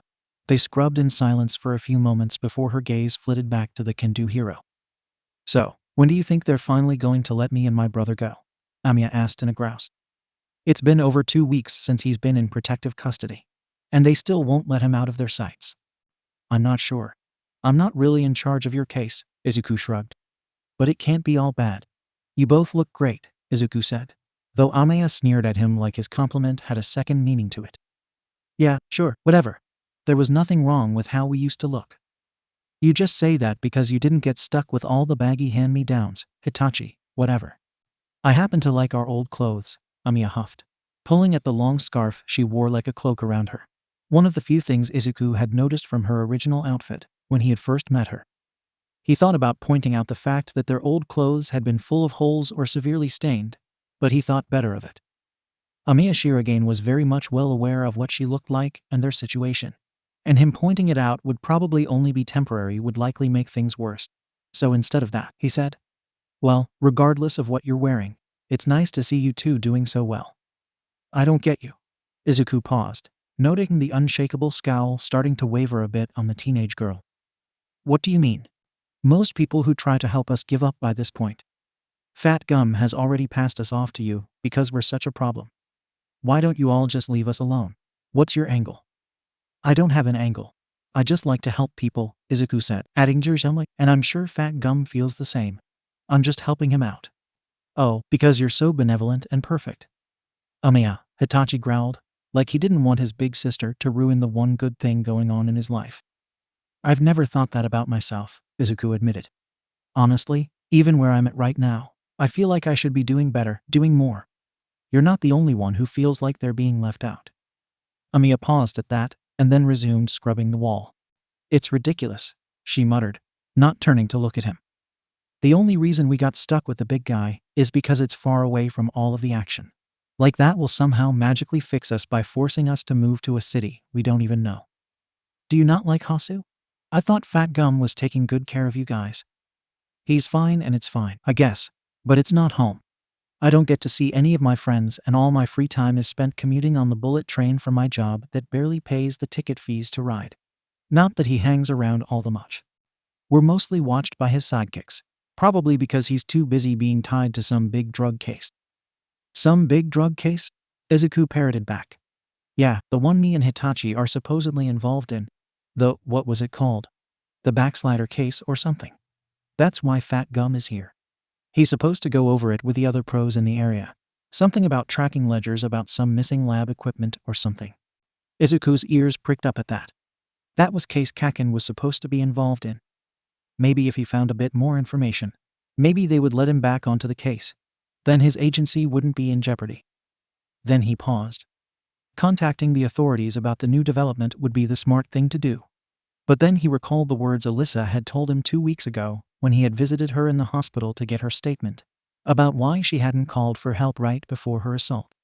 The kid said the police weren't safe because there was some dirty pro hero involved. Hitachi didn't trust the police enough to come forward with his issue. Then there was the thing Fat Gum had talked about meeting with the pro heroes in person. Most heroes contacted each other through the shared network for team-ups to help share information. Perhaps emailing Mr. Aizawa might not have been safe. But what did that mean? Was there a leak in the system, or was there a quirk involved? There were too many unanswered questions and circumstantial evidence. Those friends of yours, the ones you and Hitachi used to hang out with, do you happen to still be in touch with them? The brush Amiya held paused, her gold irises flicking a glance in his direction before flitting back towards the wall. I might be, she offered before resuming her scrubbing. I'm not sure they're up for visitors. They live in a bad part of town, and they might scare if someone in uniform shows up to ask questions. Izuku held the words, the sidelong look she gave him, and then nodded to himself. Of course, that makes sense. Sorry I asked. It's fine. I don't talk much with them anyways. What are you two talking about? Simon talks to you almost every week, said another voice. Izuku startled at the sudden appearance of the younger 𝐀𝐦 sibling, nearly dropping the brush into the bucket of chemicals. How long had he been there listening to them? Amiya hissed, her dark cheeks being the only thing hiding the blush and embarrassment reaching her face. Shut up, he does not. Hitachi's nose scrunched up, giving his older a puzzled expression, like she had inhaled too many fumes from the turpentine. Yes, he does. He's always got that weird dopey expression on his face anytime he comes to visit you at the maid cafe. That's because he's blind, genius. And besides, you're the one who can't stop staring at Kusuke or his sister Asahi anytime they come by to hang out. No, I don't, Hitachi argued. Unlike his sister, Izuku could see the blush on his pale pink cheeks. Barely a moment later, the siblings were in a spontaneous wrestling match, Hitachi trying to grapple onto his sister, while Amiya just shoved his head into her side and gave the back of his neck a noogie in lieu of his head, and most of his left side being stuck in her void, her quirk allowing her to pull organic material into her body. It was how the sibling duo had been such an effective team of pickpockets.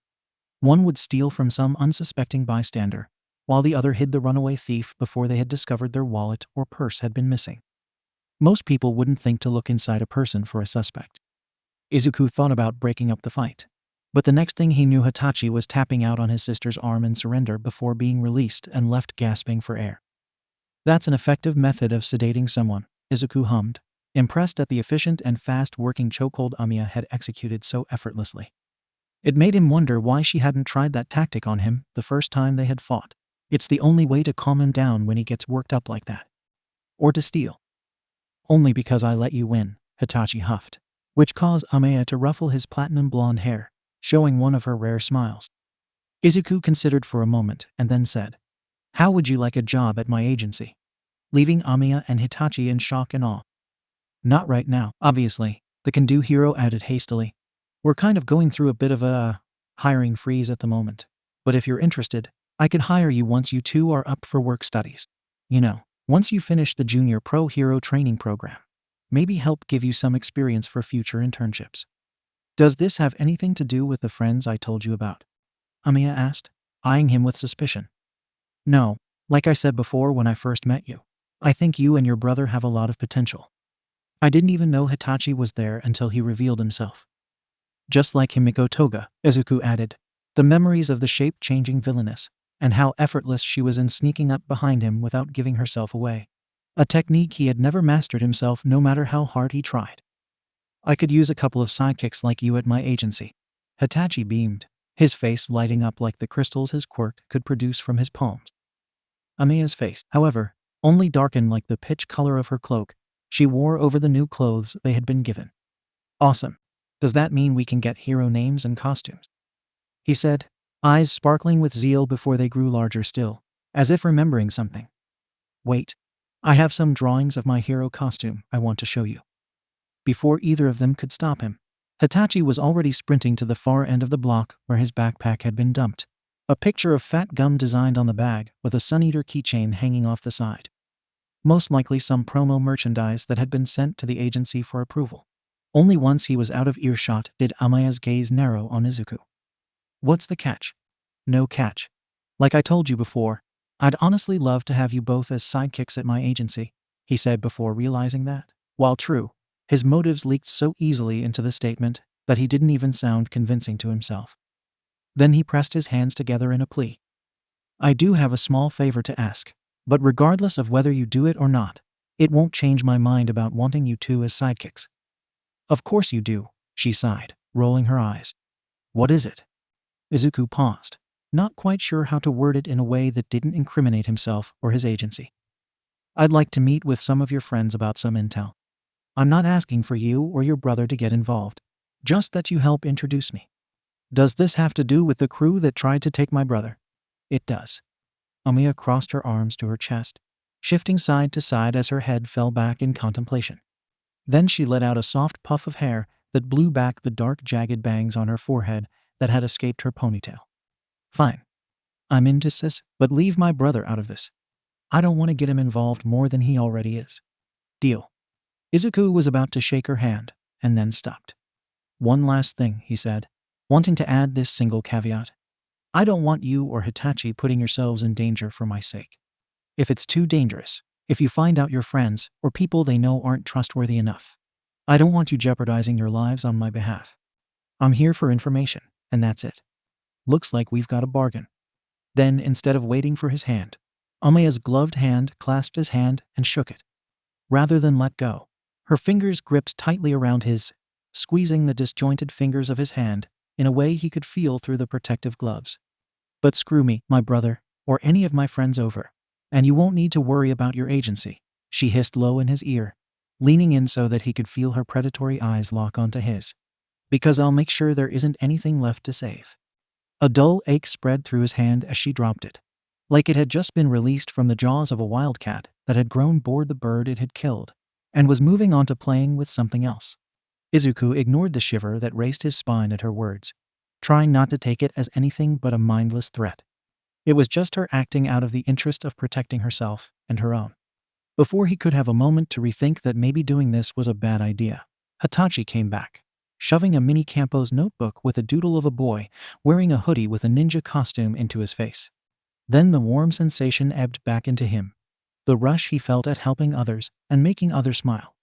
Deep down he knew he shouldn't get himself involved, risk his hero license, and put his agency at risk all for the sake of finding answers, wanting to rationalize why Koto Mamazono had done such horrible things, lying to him, stealing, attempting to kidnap Hitachi, and hurting Alyssa in so many different ways. But this whole thing was much bigger than him. This was no longer just about Mamazono and Alyssa and finding justice for her. It was about Hitachi and Amiya and the heroes at his agency, and everyone that had been a part of it, and the youth program and community programs he had created that were being put in jeopardy because of circumstantial evidence. Because Izuku had wanted to give someone a second chance.